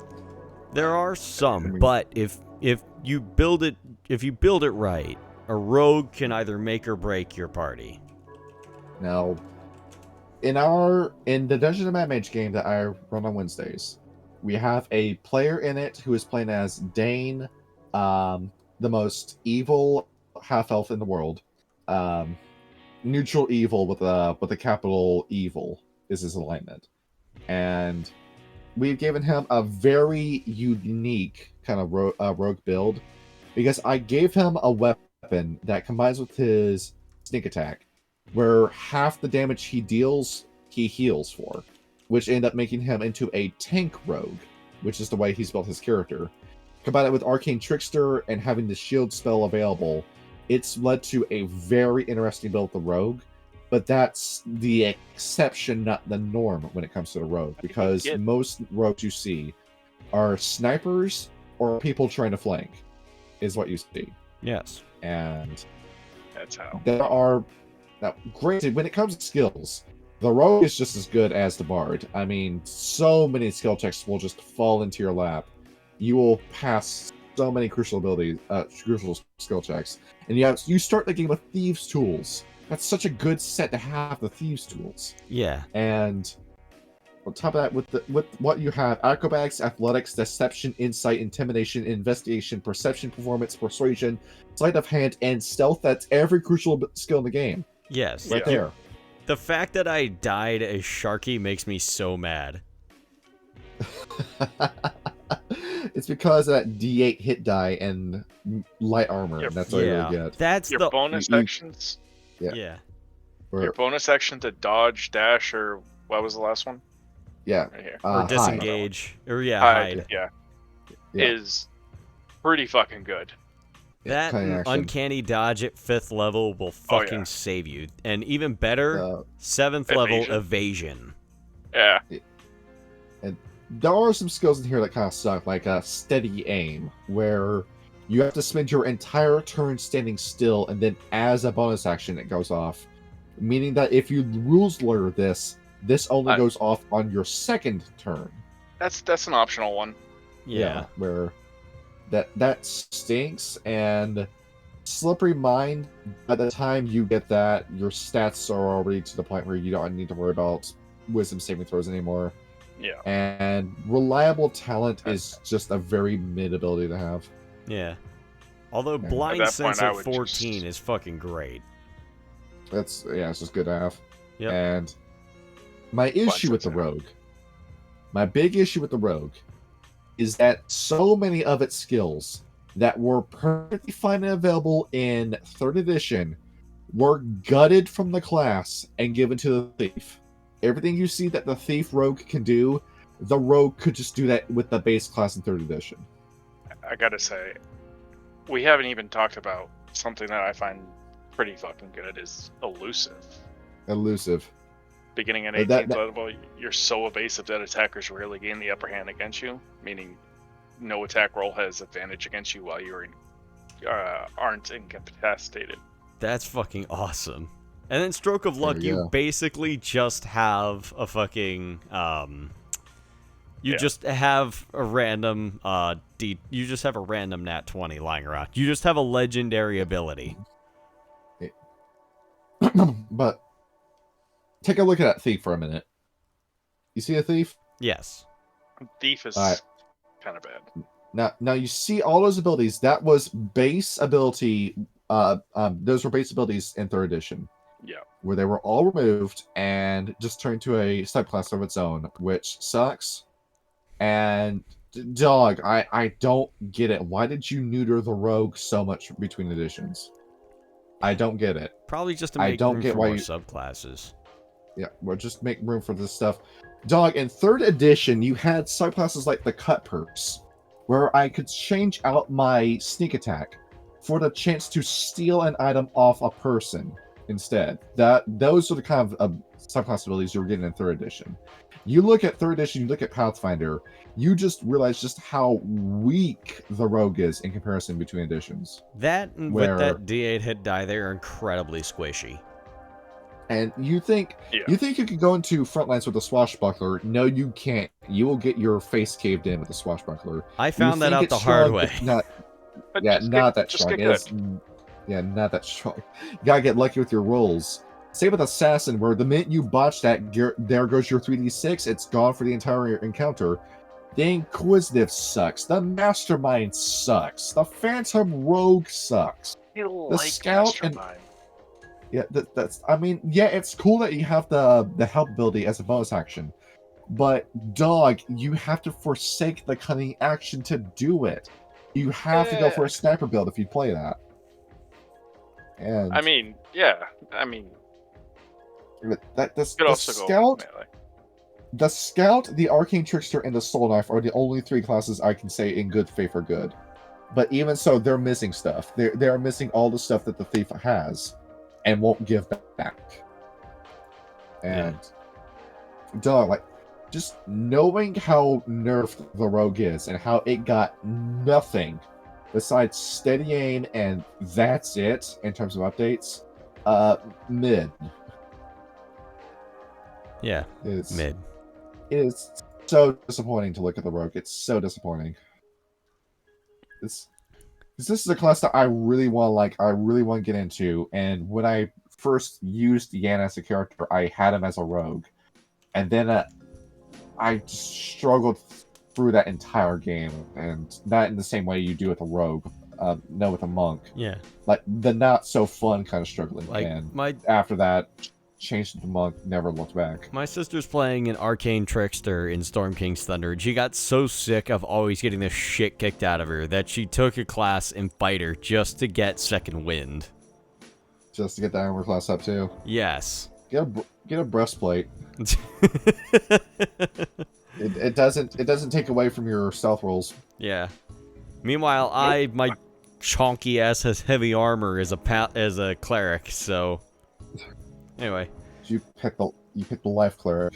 I did. Why? Because nobody fucking dies on my watch. You can also be the peace cleric and get the same effect. Yeah, but you know, we've already got a bear totem, and I'm already busted as it is. Anyway, so See. moving on. Sorcerer. Yep, we have the sorcerer. Sorcerer. Simultaneously the best and worst caster in the game. It's Wild Magic Yeah. Sorcerer right here. Yes, it's in a very weird paradox where there are some things that the sorcerer can do, where if you get the right combination, it is incredible. There's no spell preparation. You just have all of your spells ready to go whenever. But the limitation as to how many spells you can know is what really holds the sorcerer back. If you had the spell selection of the wizard, there would be no reason to play as the wizard because the sorcerer would kick so much ass. And let's talk about what we're all here for: meta magic. Yes. I Meta magic is love weird. I love this. This is such a smart design decision, and I wish there was more stuff you could do with the meta magic. I wish there were even more options you could do with it. But that, and combined with Font of Magic, where you can convert sorcery points into spell slots and spell slots into sorcery points. Behold, you've got the most engaging sorcerer. I mean, I'm playing one in our friend Oscar's game on Saturdays, and I'm having a wonderful time with the sorcerer. It's a really fun class to play as, but it does have some shortcomings, and it comes in the form of some of the subclasses where the wild magic sorcerer is very good. You're constantly chancing fate with the wild magic sorcerer because at any moment you can get that fireball that will drop on top of you and TPK the party. But until then, dog, advantage on every spell attack roll you make. That's fantastic. And well, not every. It's once per, what is it? Long rest, short rest. Yeah. Long rest, I think. Yeah. Kyle, did the music box glitch out? No, I still hear it. Okay. No, it's just very soft at the moment. Okay. Yeah. I don't think I played this right when I did play it. Yeah, you look at the Shadow Magic Sorcerer and the Storm Sorcerer, and they underperform for the entire game. And you've got some really good options here, like Draconic Bloodline, if you want to buff up that armor class. Divine Soul, which is what I'm playing as right now, and Twin Spelling Guiding Bolt is such a great thing to do. Along with Twin Spell Hold Person. Oh my gosh. I am in spellcasting heaven right now. Yep. But along with other stuff like the Aberrant Mind and the Clockwork Soul, they're good. And Lunar Sorcery, it's pretty good too. But there's nothing that blows your socks off the same way that the Wizard does. Yeah. And looking at all their different abilities, along with the spell list, it's the Wizard spell list with less spells on it. That's the issue. It's just not as versatile a class. Yeah, you're missing so many spells on here where when you compare apples to apples with the Wizard spell list, you start thinking, oh my god, why isn't this on the sheet? And the answer is because it'll just be too strong in that case. So yeah, like the Rogue, the Sorcerer got neutered. Not nearly as bad as the Rogue, because you can still kick some serious ass with the Sorcerer. But yeah, it feels like it's on the cusp of being incredible. And it's just a level of frustration that you have when you look at the Sorcerer and think, you're missing something. There is one weapon that you are missing from your arsenal. And it's on the tip of your tongue. You know what can be added. And it's not there. You have to wait for Homebrew to come around for it. Yes. So the Sorcerer. It's good, but it's a low good. All right.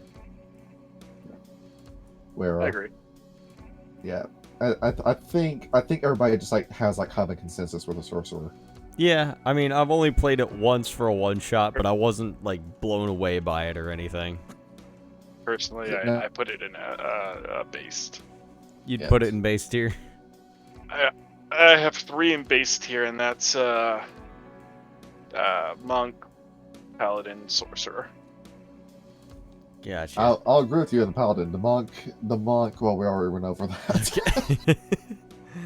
Moving on from that, right. We have The Warlock. the Warlock. Oh, Warlock. Yeah. It's put in high mid in a high mid. Now, granted, you can get some busted builds with the Warlock. I mean, the Coffee Lock is the most infamous multi-class in the game, where you posted the Wizard in the Discord server. We're doing the Warlock, right? Oh. Yeah, we are doing Warlock. That was my bad. Okay. I had my tabs mixed up again. And The purple eyeball icon. That's the Warlock. Oh, we had that backwards. Okay, it was my fault. Yeah. All right, and you look at the Warlock, and it's got some good spells. It's once again, it's the wizard spell list, but it's the good spells. It's the spells that you're going to be using with the Warlock. But that massive drawback, 2 spell slots. That's all you get. Yes. That's kind of rough. Although they do reset on short rest as opposed to long rest. I mean, they also give you some pretty good cantrips that you can cast as well. Like Eldritch Blast will save you. Yeah. And that's it though. It's a class that casts Eldritch Blast. Imagine if we had the fighter, but you could only ever use the longsword for the entire game. And it's the same issue I have with it, where you have the Eldritch Invocations that customize it. Where you have other spells like Mind Sliver's good, Minor Illusion's great, Chill Touch. If you're taking other cantrips, I'd use the utility ones, like Message.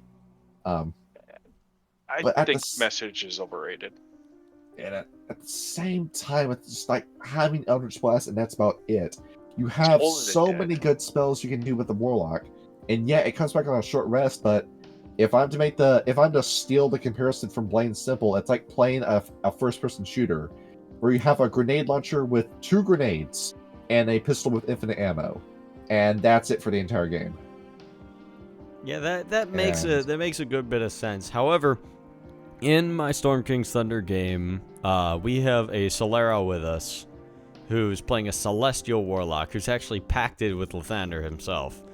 And honestly, because he's Celestial, he has the ability to fly, which makes a lot of his ranged spells that much more useful.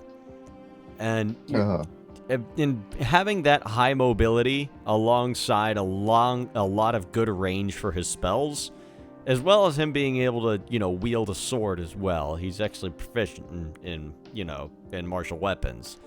That really helps that class out a lot. You can sort of compensate for the low spell slot and the high range with high mobility. Your lack of spell slots gets made up for in invocations. Yes, and the pact features like Pact of the Chain, where you get the Chad Imp familiar. I'm more of a Quasit guy myself, but fantastic familiar. So you can make a scout build with the Warlock, something I can't say you can do with the Sorcerer or the Wizard. Along with Pact of the Blade, where behold, the Gish has entered the chat, along with the Pact of the Talisman, which is fine, but Pact of the Tome is the one that we're here for, where more cantrips along with the Book of Shadows, and it's delicious when you start looking at some of the stuff the Warlock gets. It's frustrating to play as the Warlock because it relies so heavily on rolls, but when you're having a good day with the Warlock, you have a great day. Yes. And let's talk about the subclasses, because the subclasses that's what saves the Warlock for me. That's what prevents it from being cringe. Yeah. I love the Great Old One. The Great Old One. That has got so much flavor to it, and you can just fuck with people with the Great Old One with like the psychic abilities you have. Didn't Ham play Great Old One? No, he played the Fathomless, right, which is even better mechanically. Yeah. Because you summon the Tentacle of Slapping and just ruin everybody's day with that tentacle. I always thought that was really funny. I made a tick that will give you levels into this the Great Old One subclass. Mm. So like he bites you and you get like powers from the Warlock class. And let's quit beating around the bush. The Hexblade. Yes. Oh, yes. If you are multiclassing, that Eldritch Knight I mentioned earlier, highly considering multiclassing into Hexblade Warlock, and dumping my not all the way, but my strength and my dexterity, just keep like a dexterity modifier of 2, going all in on charisma, so I can do the multiclass and go all in on Constitution and charisma. Dog, the same game I was playing as Tombstone. There's a Conquest Hexblade multiclass. Dude's armor class was 23 for the entire game. And there was... I could count on one hand the amount of times that he would take damage in combat. And even so, it'll just be a minuscule amount. And he had Path to the Talisman, too. Back when that was like the UA feature. And there was just nothing that could kill that guy. It's so strong. The Hexblade is just such a damn strong subclass. And if we're going off Hexblade alone, I'd probably say bring the Warlock up to good. Like, if that was like a base feature of the Warlock. But no, it relies so heavily on you rolling well that I'm putting it in mid. Yep. It could be good, but it has a couple things that hold it back. Yeah. Where you need to keep your fingers crossed and your ears clenched the entire game. Yep. Sorry, because I fucked up earlier. Now we wizard. do the wizard. Wizard. Yep. Okay. Shadow Wizard money game. We love casting Sorry. spells. It's your favorite video, isn't it? It is. I love it. I don't care. Alright. We're putting this in based. El Clasico. Really? You really can't it's a wizard. You're not wrong. I mean, dog, Divination Wizard. That's all I need to say. That's all I need to say. Divination Wizard. So, Kyle, you remember the Ghost of Saltmarsh game, Misfortune? Yes. Yes. Divination Wizard with a fantastic spell selection. The wizard's spell list is fantastic. It sucks that it's a prepared spellcaster. You have all these spells, but only so many spell slots. But copying spells into your spellbook, so you have a constantly expanding spell list, where you will eventually know all the spells that a cleric and druid does off the wizard spell sheet.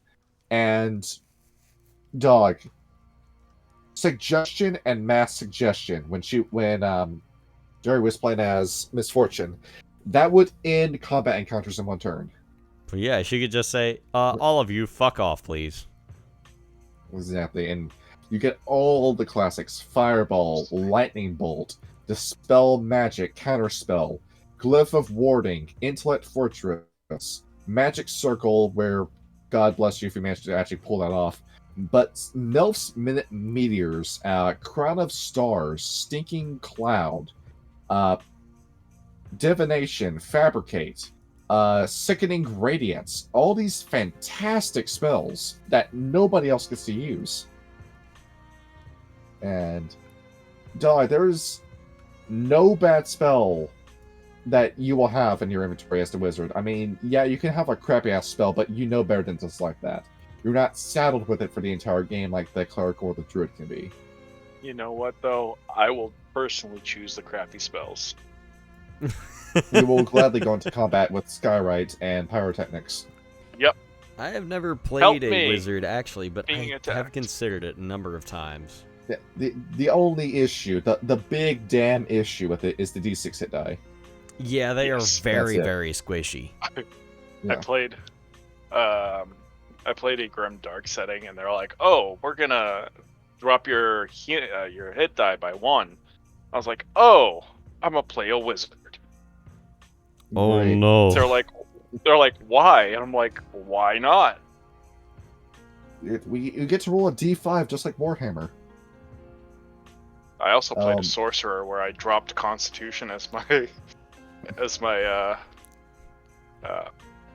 dump stat. Only Yeah. area of effect spells. It could be worse. I played a fighter and dumped con. I had where- a 6 Constitution Fo- score.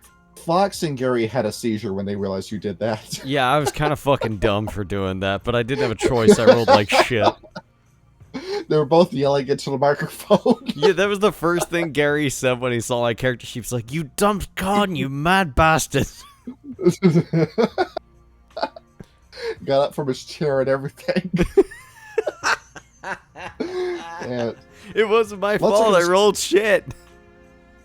we had to look at the spell list. No, the subclasses. And there are some ones in here that suck. I mean, Evocation underperforms like crazy, where you have scope spell. I mean, good, you get to make up for crappy positioning, but that's about it. Necromancy is such a grindy, slow slog of a subclass. War Magic is not impressive by any means whatsoever. And Graviturgy stinks. And the worst subclass on here is Enchantment, where that Caw from the Jungle Book ability where you make eye contact with somebody and freeze them, I hope you enjoy using that once per long rest, because the minute that's gone, it's gone. Really? Once per long? That kind of sucks. Yes. Where, yeah, I'm looking at the feature and it's not even your intelligence modifier. You just get that one use of that and then it's gone. That's unfortunate. Well, no, and then it's a wisdom saving throw against your spell DC. And then I'm struggling to think of times where I would use Instinctive Charm and Ultra Memories. Yeah, that'd be very, very situational. Yeah. Yeah, that's gotta be a very talky campaign, but there's let's look at the great ones, like Abjuration, which is good. It's just good. Blade Singing, which is incredible. Chronergy and Divination, which both break the damn game. Necromancy. Necromancy, if it's used in a guy's hands that wants to bring the game to a grindy, slow slog. Yep. And we'll win in the long run. I am the only guy I know who goes to bat for Transmutation. Really? Where, here's the thing. Deception checks. With that Minor Alchemy ability and you having the Philosopher's Stone, behold, I'm going to turn this wooden sword into a golden scepter. I'm going to pretend it's a golden... I'm going to pretend it's a silver cane. And I'm going to trick somebody into buying it off of me for a shitload of money, and then it turns to wood an hour later after I'm already gone and out the city. So you use Transmutation just to be a dick. On top of that, grabbing a guy's sword that he's swinging at you and turning the sword into wood. That's pretty funny.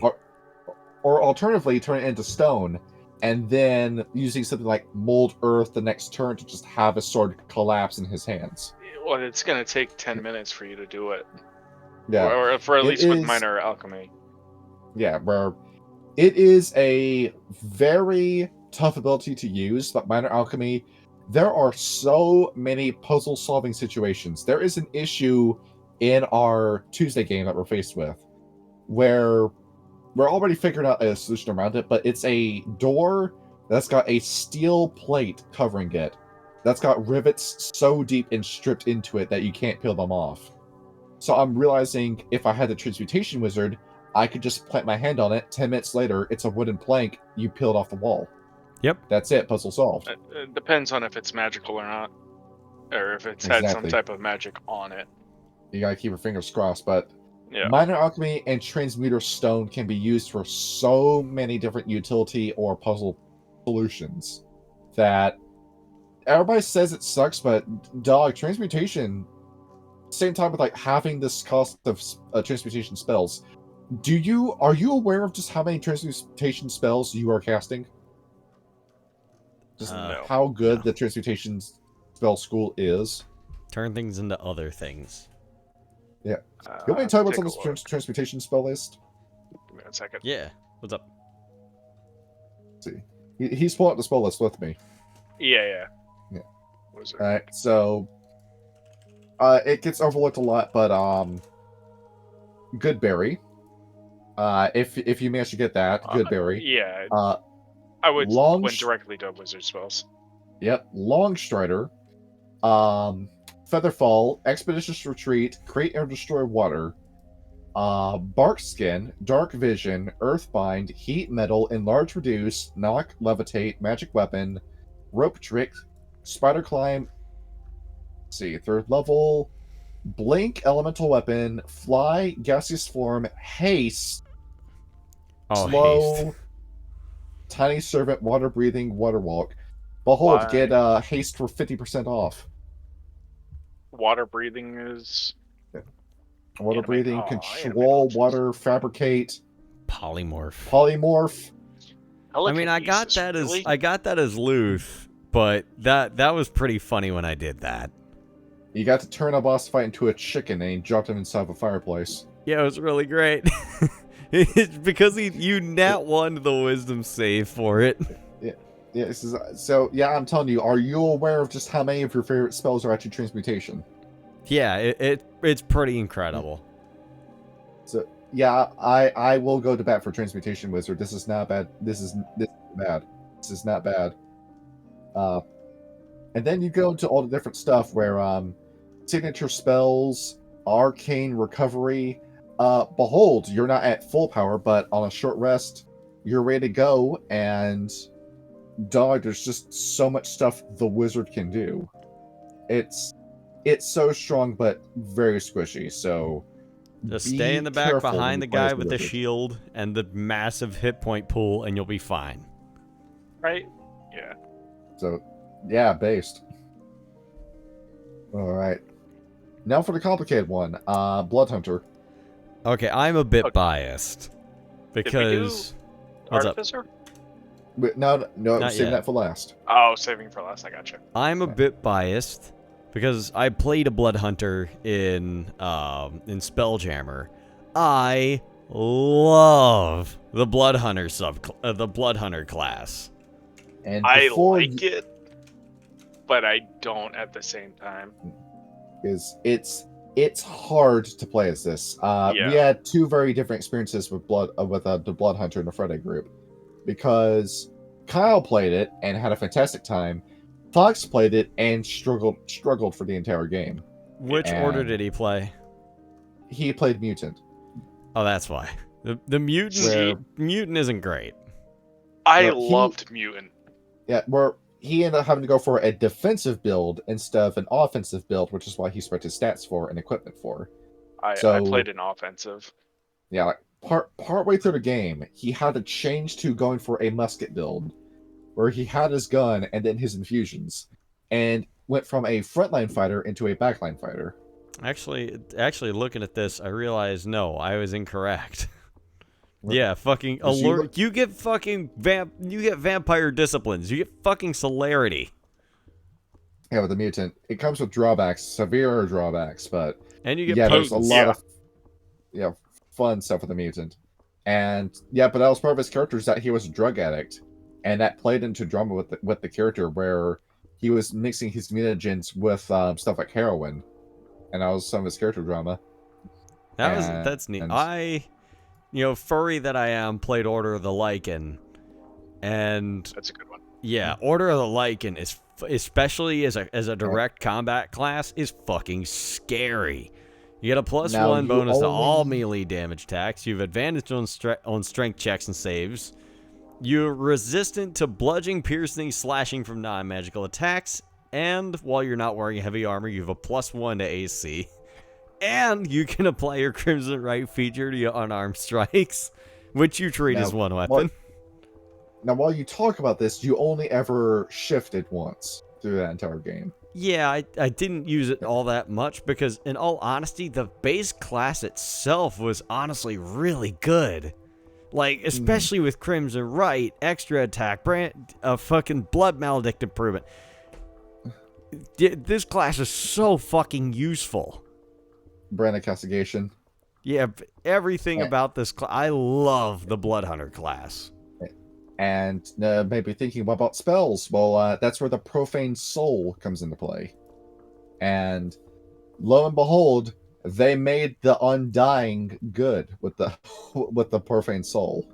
You take the worst subclass in D&D period, and you make it incredible with the Blood Hunter. Yes, when you Is this- reduce a hostile creature of at least a mild threat to 0 hit points, you regain a number of hit points equal to one of your Hemocraft die. Which you then immediately spend again for one of your Blood Hunter abilities. Yeah, it's great. You basically get a refund on your Blood Maledict. And talk about who is the Warlock companion in Baldur's Gate 3? Is his name Will or something? Yes, well. Yeah. I think it would have been like more fitting for like the drama he has with his patron if he was the Blood Hunter Profane Soul instead of just a straight Warlock. Where looking at what else they have, the Ghost Slayer, which is an overall just good. It's just overall good. It's like a jack of all trades when it comes to combat. And yeah, take a minute to look at the Ghost Hunter. Yeah. The Ghost Hunter's pretty fucking great, too, because with the growth, you get Rite of Dawn as part of your Crimson Rite. You can deal the extra damage from your Hemocraft is radiant damage. And you're great. You get the light spell. You're resistant to necrotic damage. And if you hit an undead creature, you roll an extra Hemocraft die. Play this in Curse of Strahd. Oh yeah, this would be rough. Yeah, if you want to play as Alexander Anderson, Vampire Hunter, you play as this guy. Yes. So yeah, along with all your other stuff like Grim Psychometry, Dark Augmentation, Brand of Tethering, Hardened Soul, these are all just really good abilities. So the one drawback is that so many of your abilities are cast from your hit points with the Hemocraft die. Yeah. Where the cost for that increases as the game goes on. And you have to be careful when you play as the Blood Hunter.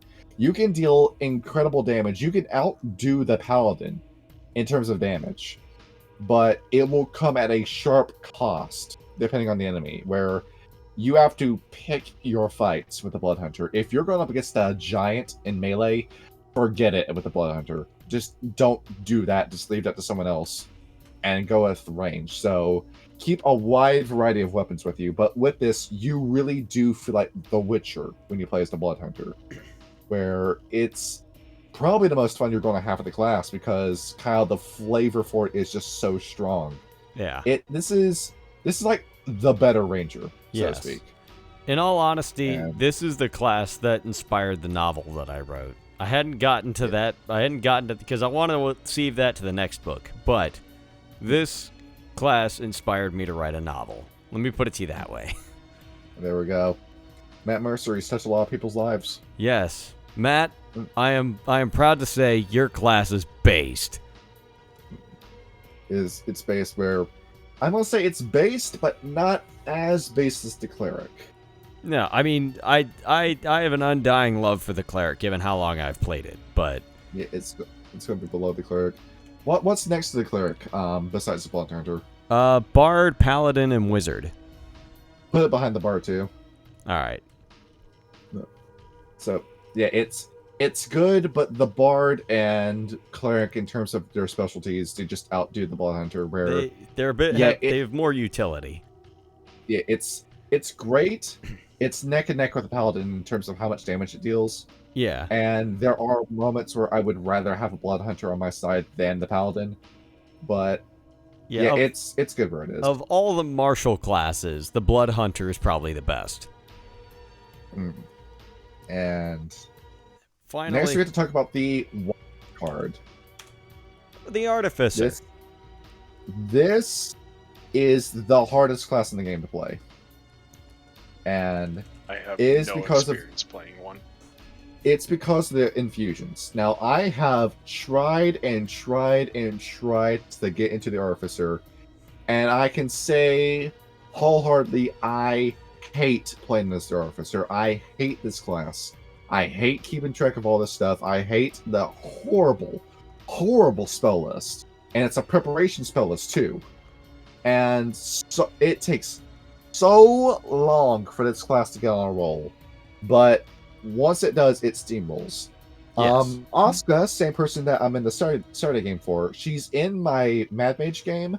She was going for a ranged build with a Battlesmith. That quickly became a melee build because she ended up getting a lightsaber. Yep. That's the thing. I think Artificer works best when you pair it with another class.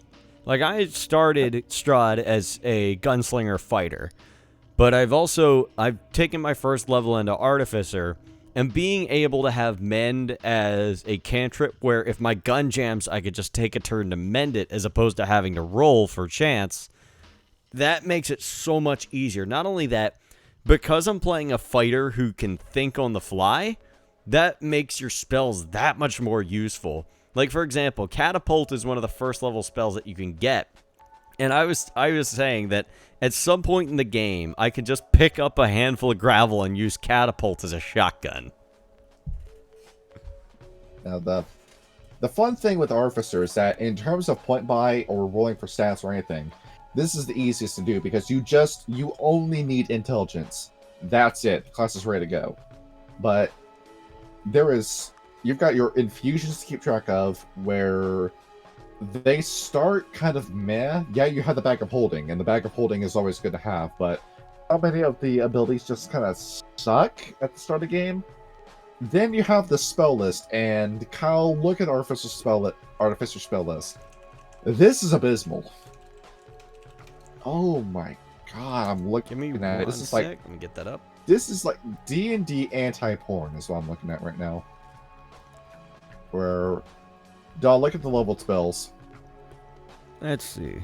Those are cantrips. You see this? Well, I mean, Expeditious Retreat is actually kind of useful. Grease is Grease is surprisingly useful. Nothing in terms of damage whatsoever. Well, no, that's the thing. You need to think about these kinds of things. Like, for example, you get Caustic Brew and you get Catapult, and that's it. Fighter. Yeah. Like, Grease. Not if they fail the dex save, you immediately have Firebolt as one of your cantrips. Firebolt, yeah. And then you light them on fire. Like, yeah. What's up? Poison spray. That's still two turns. It's 2 turns, but like if they fail the dex save, then you've basically already won. Take Meta Magic Subtle Spell. Or Quicken Spell. Then you go into level 2 and it gets worse. Well, let me see here. Now, Levitate, come on. Notice the spells that are missing. Heat Metal is a great damage over time. Oh, yeah. No, Hold Person is missing. That's what Grease is for. Yeah. That's fucking great. Why would I do that when I have Hold Person? You got Enlarge, Reduce them. Yeah, and reduce and then, step. Levitate. See invisibility. Hold the fuck up. No, you can't convince me that this spell list is bad. Blind Sight. Vortex Warp. That is a great one. No, I could just take Blind Sight as a fighting style with Yan, and then behold, I'm seeing invisible enemies. Yeah, but then I can cast invisibility on myself too. It's missing blindness, deafness. It's missing. You got the most broken spell in here. You got Skywrite. Skywrite. Yeah, I get to put graffiti in here. SOS. You get haste at 3rd level. If I cast haste on myself, that means I can shoot twice in a turn. We're missing Mind Spike. We're missing Melf's Arrow. We're missing Aetheria's Mischief. Look, Elemental Weapon. I keep saying, Scorching Ray. Artificer is one that's best paired with another class. Like, on its own, I can understand why you're miffed at the spell list, but that's the thing.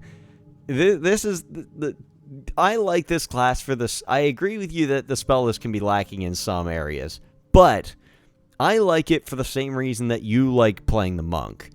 With a smaller tool set, you really have to think about what you're doing, which is perfect for the character that I'm playing, Mark, because, he's a smithy by trade and now a gunslinger, and pairing the gunslinger subclass with the artificer class is going to be fucking spectacular. Now look at this. You see this? You see the spell? You see the subclasses, right? Yeah. Yeah. Now it's not much.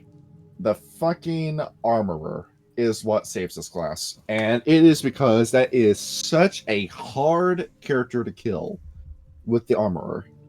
I mean, you're pretty much playing a mecha anime, or you're doing the Warhammer 40k power armor whenever you have that. Or like the power armor from Fallout 4. You just hop into your suit and then that's it. The game plays itself. Same thing with our Spelljammer game. You remember Dusty was this. Yep, Dusty was an armorer and she was the MVP. Answer me this. How many times did Dusty go down in combat? None. Never. Exactly. Exactly, because even if she wasn't doing the Guardian build, the Infiltrator is so damn strong too, where there's just nothing bad about this, and behold, it's an automatic S tier. There's no weakness with the Armor Artificer. And there goes your strength requirement for heavy armor too, and you combine this with the Warforged, and behold, now you have a character that will never die. Yes. And if you want to go absolutely crazy with it, I guess you could just multi-class into Barbarian and then make things even worse. And That's kind of odd. That's an odd mix, Barbarian and Artificer. now I think you might need to be missing armor. That might be armor. No, it's just on armor defense. But at the same time, the Artillerist is fine. It's fine. It's not the DPS build you think it is. You can have the arcane turret where, behold, it's a gun with legs that walks around and shoots itself. But it doesn't deal as much damage, and you can dual build with it. But yeah, I was not impressed with the Artillerist. I told you that game of Frost Maiden that I got furious with the party for. 4 artificers in that party, dude. What the? Why? Because they were Let's do fucking it. stupid. That's why. Let's do it. Yeah, but out of all 4 of them, I got to see an accurate comparison of all different artificers. Because 2 of them were Artificer Goliaths. And one of those Artificer Goliaths was an Artillerist. And out of everyone in the party, he was the worst player, period, when it came to it. Not in terms of like player knowledge, but player capability, is that he was the underperformer when it came to combat. Yeah, some subclasses, some classes aren't built for combat. Yeah, and but the Artillerist is made for combat, and it doesn't do it very well. No. To And be fair, I gotta look at it.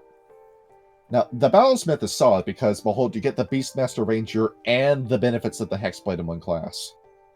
And that's what Asuka's playing as, and that she is the strongest member of the party because of that. Where if you are patient with your Artificer, you can be the best player at your table. But you have to know what you are doing and be willing for stuff to not go your way sometimes with the Artillerist, where, no, I'd rather take a class that's just strong from the get-go, like the Bard or the Cleric.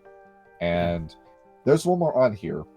The Alchemist, where the first time I played as the Artificer, that's what I played as, and I had a horrible fucking time. I intentionally walked into a trap and got that character killed because I was just begging, please, I don't want to play this character for another game, but just please let me die.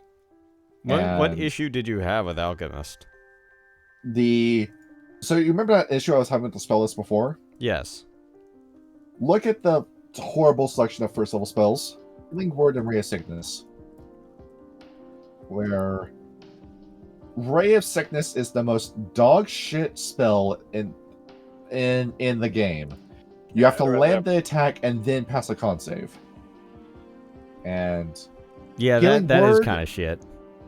Healing Word, I'm not preparing that if I have Cure Wounds. And I like Healing Word because it's ranged. Yeah. Get a distance. It's low on the healing, but the range saves it. kind of makes up for it. Yeah. So these were spells these are spells that I just do not use when I have the option for those spells. But personally, this is the best I had, and Melf's Acid Arrow was the one spell I just kept using the minute I got it. And I like Rate of Sickness. Now, here's the thing. I realized that if you're playing a long game, this actually can be one of the best classes in the game. You see that ability, Experimental Elixir? Yeah, hang on. Alright. Now check out what that does. You make a potion, and it's a random effect, which I don't like that, but at the same time, notice, no shelf life. Yeah, it lasts forever. So, what you can do is that between long rests, you can make these elixirs, keep them in your inventory. Do not use them unless it's an emergency. Go to a town and then sell these for a shitload of money. That's true. Behold, you could do that. It's a merchant class, is what the alchemist is. Mm-hmm. I have a friend who was running this in a Spelljammer game, and he didn't use this at all, and it could have helped out so much. Yeah, because you forget it's there because so many of these potions just do like mid effects. Like resilience and healing is good, but when am I going to use the boldness? When am I going to use transformation? I don't know. Add the Boldness is just adding bless. a D4 to every attack roll and saving throw. That's just For a having minute. bless. A minute That's bless without a without a con save. spell. No, without a spell. Without a slot. spell slot. I mean, for the next Yeah, minute, that's 10 rounds of combat. Yeah, it's 10 rounds. I'd rather have the lo- healing, dude. How often you go 10 rounds in a combat? You don't, unless you're in like some kind of, unless someone brings in conjure animals. You're in a hell of a fight. With the way John Senior's running games on Tuesday, yeah, some of them are going into like 15 rounds. I would love, as a DM, to use conjure animals so the big bad guy can run away. Oh, for fuck's sake! I would strangle you through the Discord call if you did that. Every round, just a bunch of deer pop out. Oh my good lord, that would be fucking torture. I've got issues with this class. I really don't like it. I really don't like it, but it's fine. It's good, but the lowest good we can give it. So it's mid ninth then? level. Yeah. At 9th level, whenever you drink one of the elixirs, you get 2d6 plus your intelligence modifier as healing. And you can cast Lesser Restoration without spending a spell slot. Good hiccups. Yeah, we can't show that in the video. Yeah. No. What? Hiccups? Thank you, Meepian. We're recording. Wait, hold up. Oh. Hold up. Oh! Interesting. Tyler, No. I have Discord up in another window, so nobody's gonna see that. Don't worry about it. Well, just shut your phone. It's fine. Well, now we need to stop the recording because. I think we have. We need to take turns. No, shut the fuck up. Shut the fuck up. And tissues. Just shut the fuck up. We don't need to talk about Christ. it. Okay. But yeah, so we have our Galliard group. We didn't put anything in dog shit because I think we're all very opinionated on what classes are what. There is no real bad class in D&D 5e. I mean, some of these very clearly underperform, but there is no straight bad class. Which I think speaks to the strength of how well the classes themselves are written. Now, if only they got more subclasses. I mean, that's why God in his infinite wisdom invented homebrew. Yeah, it's like, you are killing me, man, with this release schedule. I was playing homebrew Barbarian. It was, what was it? It was like Path of the Streets or something like, not Path of the Streets. Path of the Streets? Yeah, give me 1 second. I'll see if I can find it. I mean, if I can give like a little shout out to Urge TV for going over homebrew classes and reviewing them. Some from like very obscure sources. Yeah, this one was from Ebenclad. There's a ton of good stuff out there in terms of fan made content. If only Wizards of the Coast would get their heads out of their asses and hire these guys. So like your third level was you get unarmed strikes, use D4, increase to D6 at 10th, and you add your rage bonus to the damage from your unarmed strikes. While you're raging, it's pretty much like the monk's unarmed strikes. Yes. You get an improved unarmored defense, so it's 12 plus your dex plus your con. You deal double damage with your arms to strike objects and structures. and you hit a creature with force that you send it reeling. So when you make at least 3 unarmed strikes during your turn, you can force it to make a Constitution saving throw. If it fails, the target is incapacitated until the end of your next turn. That's pretty good. I got. Why can't we have that in an official book? I paired that up with one of the tattoos. I think it was like Eldritch Claw, which gave me like reach. I was doing so much fucking damage. I stopped being useful when I started using weapons. Oh, that's kind Oh, of yeah. that's kind of interesting. That sounds like it would be like close to the pugilist class that I would look for. There we go. Right now I'm playing from the same book, Paladin subclass from it, and I'm useless in combat. So if we were to look at the list, we can take a screenshot of this and post this in the server. Yeah, I'll save it. I want to start this with you, Ryan. Out of all the classes in D&D 5e, what has been your favorite? My favorite? Yes. Ugh. You want the one I play the most, or the one that I like? I mean, the one that you play the most is your favorite. Not really. I mean, Because I why play are a you lot playing of as a class you don't monks. enjoy? I play a lot of monks, but I don't play a lot of barbarians, and barbarians have got to be my favorite. The Barbarian is it's a fun ride when you have the Barbarian and the game is made for it. Yeah. Kyle, I think it's pretty obvious it's a Blood Hunter for you. I mean, Yeah. yeah, I love the Blood Hunter, but I have a special place in my heart for both the Cleric and the Bard.